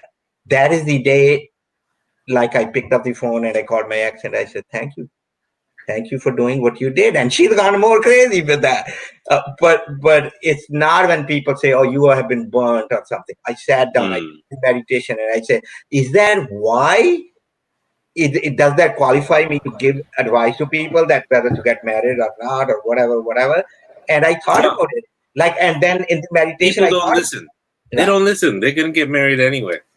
Yeah. Even if you tell them not to. Look, my son did the same thing, and I told him not to. He just went ahead and He didn't get married. He's in a relationship, isn't he? Well, now it's going to be his second marriage, but I hope it's his last one. Because I really like this girl. She's a really, really nice person. Yes, I have never felt good about anything he has ever brought in from the outside before. He brings in kittens, and we had a place where no pets were allowed, and he brought in this kitten and he said, Dad, please. And it's like, okay, no more strays. It's going to be very difficult. Let's answer some questions here. Mona says, the marriage represents the evolution of Western society. It's not a cage. That's not a question. That's a statement. Agree, disagree? Wonderful. Thank you so much, Mona. Lauren says, apparently Sharon Tweed, who is the partner of Gene Simmons, gave Gene I did not know that. I don't follow this Hollywoody stuff going on, but yeah, good to know. After 20 plus years, maybe 30 even, that's wonderful. Do you think Shannon was insecure by asking Gene to get married after all these years? A question to Ashok. I don't know the real reason, but Ashok, this is your question. Answer. My answer was exactly the same. I don't know. I've got no. You have to come up with a new answer because I'm sorry. I came up with that answer, so you cannot copy my answers. You have to come up with a new answer. What if, I'm so sorry. What if your answer is right and that's what I was going to say? Like you want me to oppose it to argue in a court of law or something? I have no idea. Like that's what I was going to say. I want to address Mona's question because she had a lot of questions. I wish she could come online. We can talk with her. Mona, come on board. Come on board. Click the link. I'll put the link in again one more time.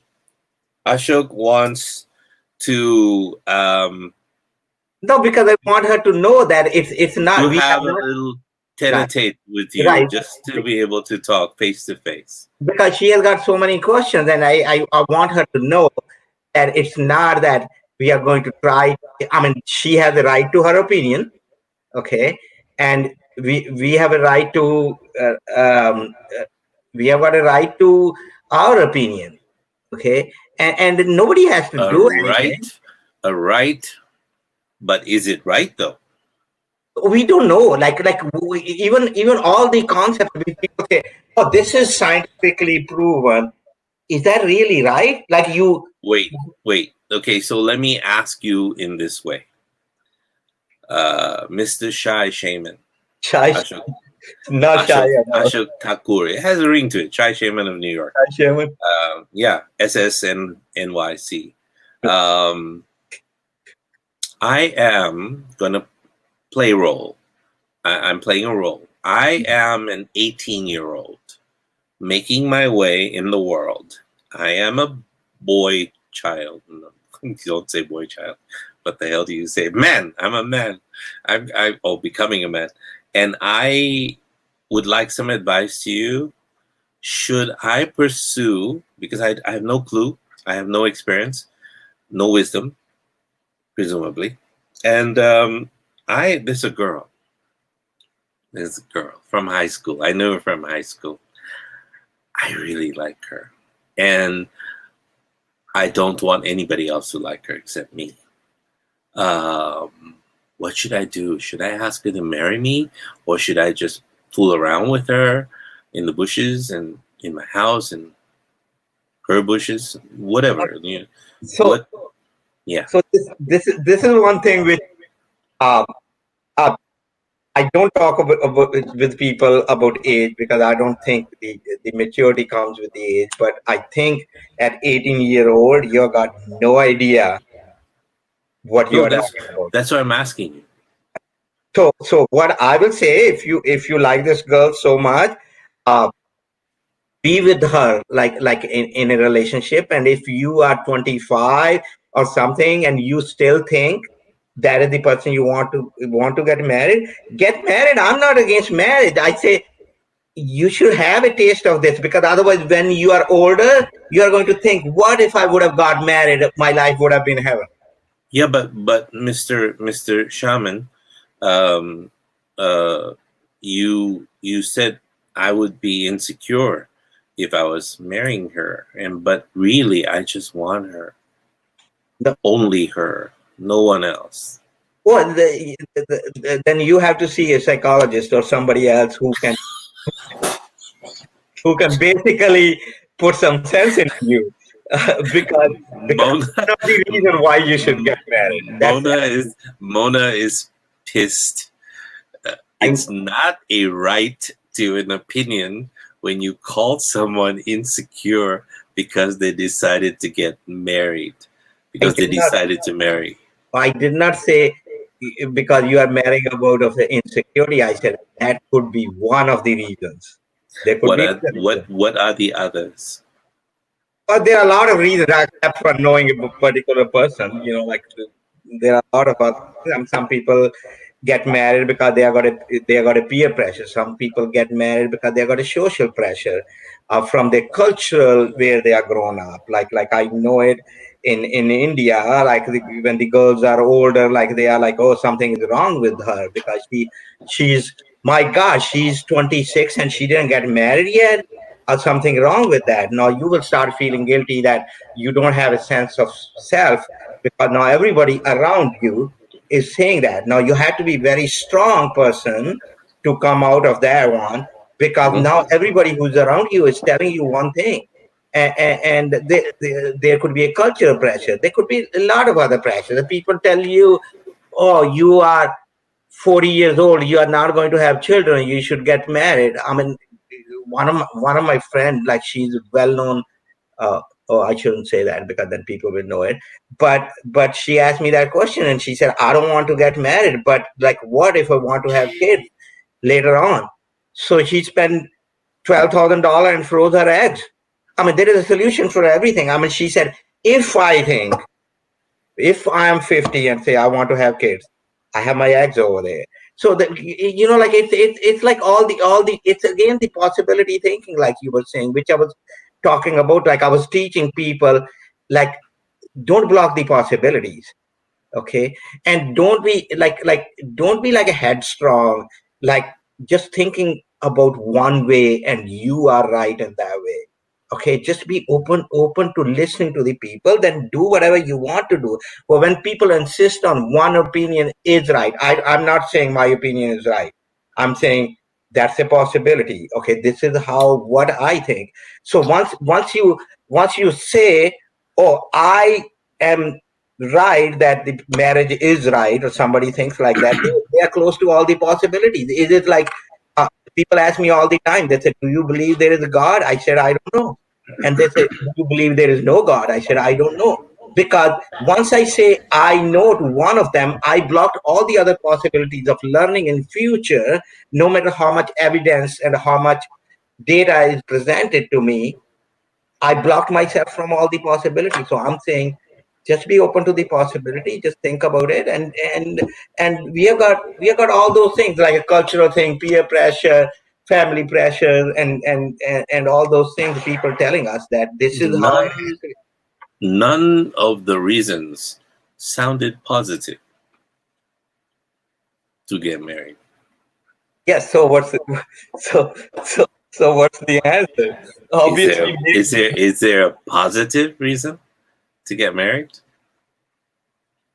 there are a lot of positive reasons to be in a relationship and in a long-term relationship. Hmm. But I don't see how marriage is going to be. I cannot find the reason over there unless you want to bring up the kids in this life. That's a big responsibility. I understand that because now, Yeah. I mean, that is one reason I will say uh, that you want to get married, because then you also want to know that they are your kids. If you're not married, and who knows whose kids they are. So There are a lot of people who are married, married, and and if I, you watch some of the day talk shows, what's the guy who makes people shout and scream at each other? And the DNA test shows that you are not the father. Instead, your son is the father of your brother. right. Well, that's okay too. But like that's on the other hand, I got a lot of friends, and now I have to say this, and it's not to pick up a particular culture or a religion or something, but Mm. people will think like that. So I'm sorry about that. The people who think like that, they can keep on thinking. But I'm trying to bring a point when you said like a lot of people in the marriages, they are paying for somebody else's kid, and the kid by the time they go to college, you already spend more than. And for a man who has specific answers for and against marriage, I will remove him again and let him come back online and finish that thought. It's interesting to notice that the root word for marriage comes from the Latin, which means to gamble. Just saying. I'm just saying. Nothing much more than that. I'm just saying. You are headed into a gamble. It's the biggest gamble of your life. And if it works out, more power to you. And happy, because all of those things that you can fulfill together in a committed relationship, whether a piece of paper is involved or not, is not important, except for legal things like property division, case of death, and da da da da da, and what you want to pass on in estate, taxes, and da da da da da. And then those are all important. But other than that, for emotional reasons, I think it's very important to realize that marriage begins here in the heart. You come together and say, I want to be with you because being with you is the world for me. Everything. I mean, I've never felt so boom, boom, boom, boom, boom, but also at the same time, recognize that your partner is not the source of your happiness. You are the source of your happiness. And your partner instead is adding to your happiness. And you are happy, your partner is happy, you come together to be even more happy. Two happy people coming together, not in a codependent way, but in an independent way. And so two independent people helping each other to grow and helping each other achieve the goals and overcome realities and literally be comrades in arms against the world around them, because there are a lot of people that will not hesitate to hurt you, and for one reason or another, not that they're evil, it's just they don't know any better. And there are a lot of people who are willing to take away your money and your property and da da da da da. And when united, maybe you can do this as well. And if you want to raise children, well, that's a biological imperative that you have. Bringing them, though, forward in a world that is hugely troubled right now, that is in massive, massive disarray, I don't know if that's going to do them a service. But they are going to have a lot on their plate, because they have to deal with the COVID situation. Then they have to deal with the aftermath of the COVID situation. Then they're going to have to deal with the aftermath of the racial riots and things that are happening all over the world, screaming for reality. And on top of that, global warming. There's nothing warm about global warming. It's going to drown entire countries. Maldives will be no more. Seychelles, other islands will be no more. Wow, this is real. At one point in our history, more than 800,000 years ago, the sea level was 300 meters lower than it is now, today. imagine the reality that we create. So, Mona continues. She says, there are a lot of positive reasons to be in a marriage. There is not enough time today to discuss, as I have to leave this discussion soon. Dr. Gill, let me know if there will be a to be continued session. This is a very important subject. Yes, of course. Next week, we begin again Wednesday and Friday for now, until I get all my other things out of the way. And then I want to start this whole thing on a new, more exciting way of doing stuff. And I'm bringing my son into this as well, but he doesn't know yet. So I'm going to shock the shit out of him in a little bit when I talk to him. They're 5 hours behind me. Ashok, you were saying something. And I was saying, like, so there are arguments, and one way or another for everything, and eventually everybody has to be open to the possibility and listen to what people are saying, and then you make your own decision, whatever you want to do. And of course you are going to make your own decision. Like I was talking about this particular country, which is in the Caribbean, and I've got a lot of friends from there. And every one of my friends, like they have a kid, but they are not in a marriage. They say it's not needed. And I questioned that many times. I'm like, how you raise the kid? And they said, same way I was raised, because their community is so strong that their moms and their aunts and everybody take care of the kid. That kid and their uncles and whoever and their brothers, everybody take care of the kid, because the fathers were never available to them. So they learned this, and there is no social stigma to that, because her mom had 3 daughters when there was no dad, and so now the daughter has it, auntie has it, everybody. So the social stigma is one of the main things. So what do they do for Father's Day in Costa Rica? That's not Costa Rica, though. I was talking about Dominican Republic, actually. Dominican Republic, okay. Right. So how do they celebrate Father's Day?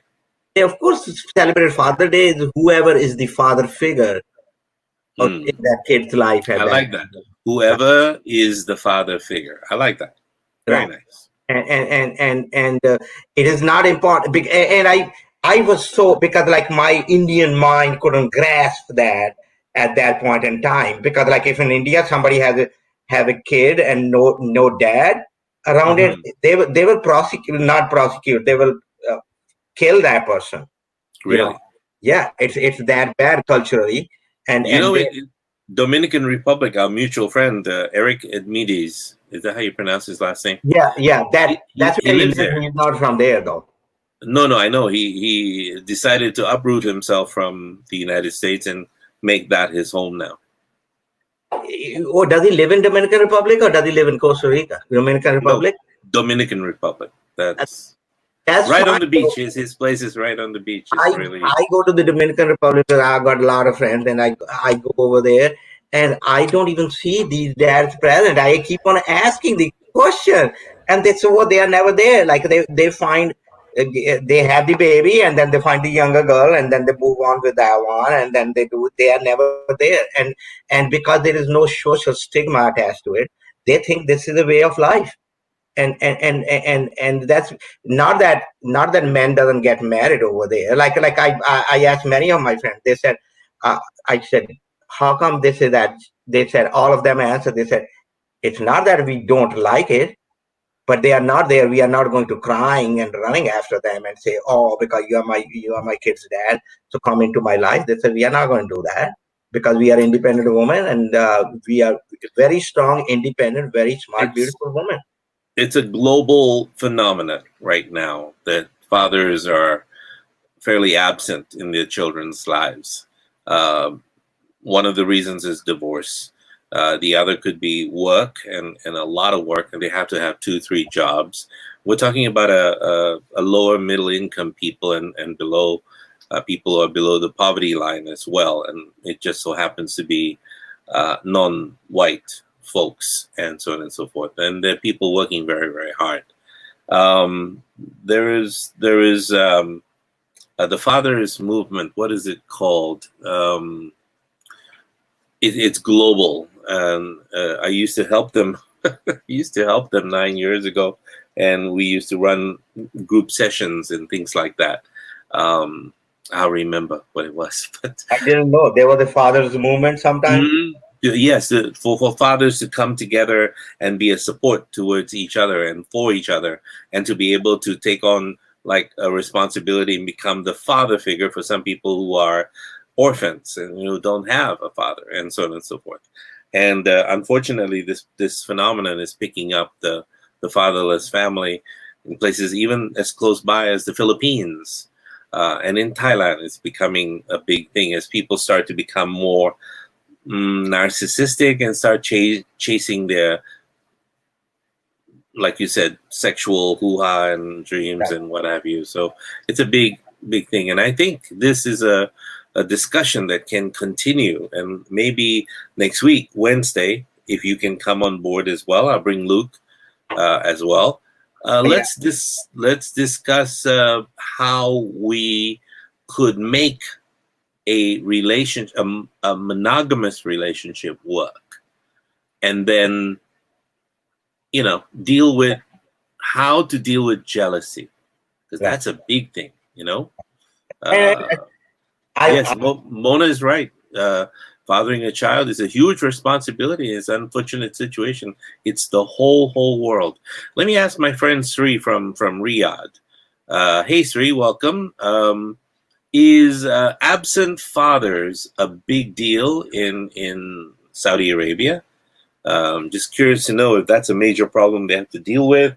And there's that organization, and here I depend on my Canadian friend Lawrence to tell me what that. It's a global movement for fathers. Did you hear that? Oh, Joyce put it. It says Dads for the Life movement. Yeah, that's it. Dads for Life. That's what it's called. Dads for Life. That's exactly right, Joyce.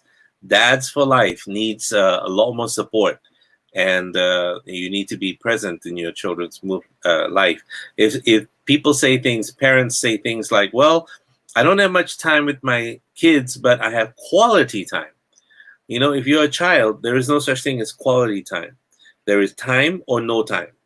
That's it, period, end of story. And if you want to be in your children's memories when they grow up and remember you, then you have to be present in the past. Because if you're not present, there's no memories to build. There's nothing to remember. And the kids don't have that thing, like the very younger kids, they don't know what a quality time is. Quality means it makes no sense. It's I mean, try to tell your girlfriend, hey, listen, I'm going to cut down the time I meet you in half. But the time together is going to be more quality. Before it was 60%, we're raising it to a 99% quality time. Right. Where are you spending other 30% of the quality time? Do I detect some jealousy there? Absolutely not. That's one thing. Yeah, that's one thing. We are both going to die with that. You trying to get that in me. I mean, it will be tough. But I should never say never. That's what she said too. We're both going to die if you get that in me. Sorry, that's a bad joke. But what do you mean by me get that in you? I mean, there's nothing that you would want in you that if you don't want it in you, I wouldn't put it in you. No, but I was going to say, like, any time in my life, I said that will never happen. That thing definitely happens, right? So I don't even use the word never. So you're afraid to say that because you might become. I never say never. Never say never again. Never say never. Okay, right. Wow. That's it. Open to the possibilities of everything, positive and negative. If we say the word, it will happen, huh? You will be surprised how my life goes. So that I don't make it happen. What word do we avoid? What's that word again? Oh, I'm not saying that. No, I'm just curious because I don't know which word I should not say. What is that word though? It starts with. Tell me what letter it starts with. It starts with J. Oh, jealousy. That's the only thing we talked joy. about. Jealousy, jealousy, jealousy, jealousy, No, jealousy, jealousy. See, I said it so much. It's I said going to happen. I said J for joy. I don't know why you thought about jealousy because you must be thinking negative. I said J for joy. That's what you are going to say. Jealousy can be positive, actually, very positive. You have no idea. Every child has the right to a father's presence. She's absolutely correct. Yep. This is a right of every child, not Yes. just father but mother's presence as well. It's necessary. Otherwise, why the hell are you bringing this child into the world? Joyce says today Ashok sounded like Will Smith, like in the movie Hitch. Wow. Thank you, but Is that a compliment? That, I don't know. It could be a compliment. I think even when people say, "Ashok, you're full of shit," I'm like, okay, that's a compliment. That means I should be taking some legs, something so that my shit goes out in the morning. You know, like it's like everything is a compliment. It's like what you think about it. You know, like I'm about to go to bed with that imagery in my head. Thank you no, very don't, much. Yeah. no, don't go with it. Go with the imagery of life, because go with the imagery of love, because it's such a, the love is such a great feeling that love is a laxative. What? No, it's not a laxative, but it's such a great feeling that with that, when you are in that feeling, you enhance the people around you to get to a higher level. I tell you a very recent example. Like I was sitting, I was in this group, and then like my friends were saying, "Oh, we see divine love in you, like so much love." But I'm like, okay, they are my friends. Okay, they are going to say whatever. Like maybe they are trying to make me happy. I go to the airport. I'm sitting with my friend, and we are just sitting and looking into each other's eyes. And this one lady came in from far, and she said, I want to tell you, both of you, that I see God in both of you." And I was like, are you a religious person at all? Because like I'm always joking. She said, I could not resist. I was that far. I have to come and tell you that. And she said, I'm a very religious person. I even go to the church regularly, not only on Sunday. And she said, I couldn't resist that. That is what love can do, because the other people around you. And that is what we are meant to do. We are meant to create that kind of a love where it enhances people around you and give them the possibility that that kind of love is real, and people will see that. And that will, I tell everybody, I said, I'm not a person. I mean, people are like, how you're that happy? We feel very happy around you. I said, because I'm a possibility for you. That's why you feel happy around me, because you look at me, you say, yes, somebody can be like that. Of course you will fight it. The mind people will fight it. He's faking it and doing this and doing this. But I couldn't be faking it 24/7. I couldn't be faking it every day. So it is that choice. And that is what love do to the people. And think how that can change a community of like 10 people I was with, or on the airport, this woman is coming and telling us. And that's the thought you go to bed with. That's the thought I go to bed with, and feel so much blessed. So when people look at you, Ashok Thakur, the shy shaman from New York City, they see either a burning love or a burning bush. Either way, it points to God. They are both God's work. No, not me. Okay. I'm not saying me. Like it must be like I was with this girl, right? And that girl. Okay. So she didn't say she see divine in me. She said in both of you. She said, I feel that in both of you I see the divine. I mean, that's why I'm saying that's the people can see that love, even though you're intentionally not doing anything. I mean, it's not we were kissing or hugging or doing something. I mean, of course, we were looking into each other's eyes. Okay, so that's, you can call it whatever, but that's not a sexual thing, though. No, right? No. Somebody asked me once if I'm divine.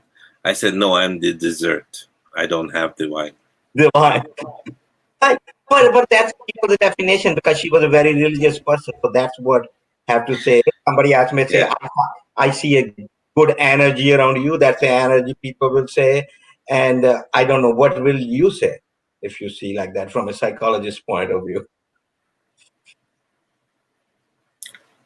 My garden is looked after by my father and the maid and a few other people that come. And I see these gorgeous, gorgeous, gorgeous flowers all the time. For the last 2 days, it has not rained. The ground is given a chance to, after all of the flooding, to dry out a little bit. And I think of myself when I see these flowers, because they come out. Because of the rain and the sun, they now have, the whole garden is just ablaze with yellow flowers, orange flowers, red, and the mangoes are growing, the papayas are growing, everything is growing. And so I asked myself, am I able to appreciate this? Because by next week, it'll be gone again. And so I bring myself back from the expert. I'm no longer the expert. I'm a beginner at everything. And because I'm a beginner at everything, I'm free of these the habits I used to have as an expert in this area, that area, and so on and so forth. And I'm ready to accept. I'm ready to doubt. I'm open to all possibilities. I'm keeping my mind open, but not so open that my brain falls out, but enough that I'm paying attention to these things. So if I see flowers bloom, you and we don't know flowers, yes? And when I see that those flowers bloom, I love it for the moment because it'll be there. But if I have an expectation that I'll see it again in a year or 2 or 3, then I might be disappointed because it may take a different form. Right. So I was going to ask you, that was my next question though. When you see that and you enjoy that, does a thought come into your mind that, okay, this is not going to feel forever, so I'm not going to feel happy? Everything is from the divine. And the divine comes and leaves. I mean, look, if you, and this will upset a lot of people, I say it in jest, but I want to be like God. You know why? Because we're told that he created the heavens and the earth and the oceans and the animals and the fishes, and he did all of this and the universe in 6 days. And on the 7th day, he rested. And there's no evidence that he came back to work.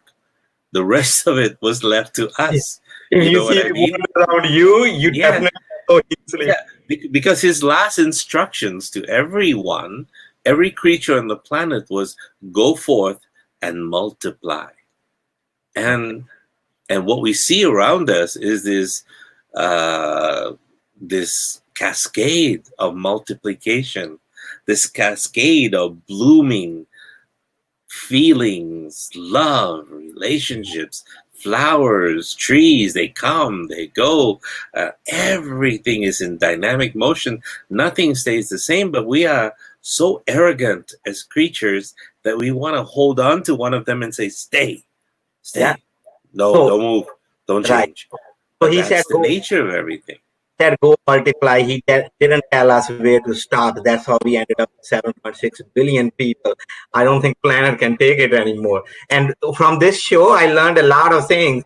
And the one thing which I learned this time, which I never knew, which I knew you for a long time, why you don't have a gardener in your garden over there, why your dad has to do all the gardening. That is that gardener story which you told me, who gave flowers to your ex-wife.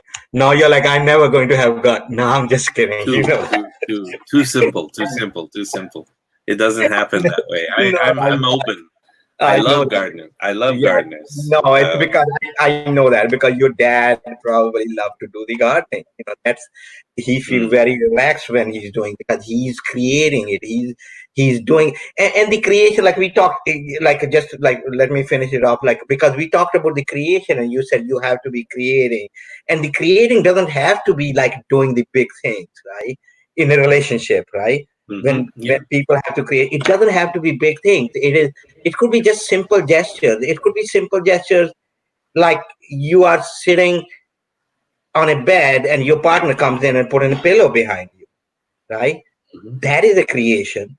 It could be simply that and doing little things for each Mhm. other. People Sure. think the creation is a big thing. No, it's not a big thing. It's like me walking with my friend in Manhattan, and I pass by a flower shop, and I'm like, buy a flower on the instinct and give it to her and say, thank you for being in my life, right? And those little things doesn't cost much, but you have to be creative. You have to think new ways of doing it to keep that relationship alive, because there is no flower which can bloom forever if you don't water it, don't take care of it, don't nurture it. So give it a little water, give it a little fertilizer, give it a little love, and your relationship will stay very good for a long time.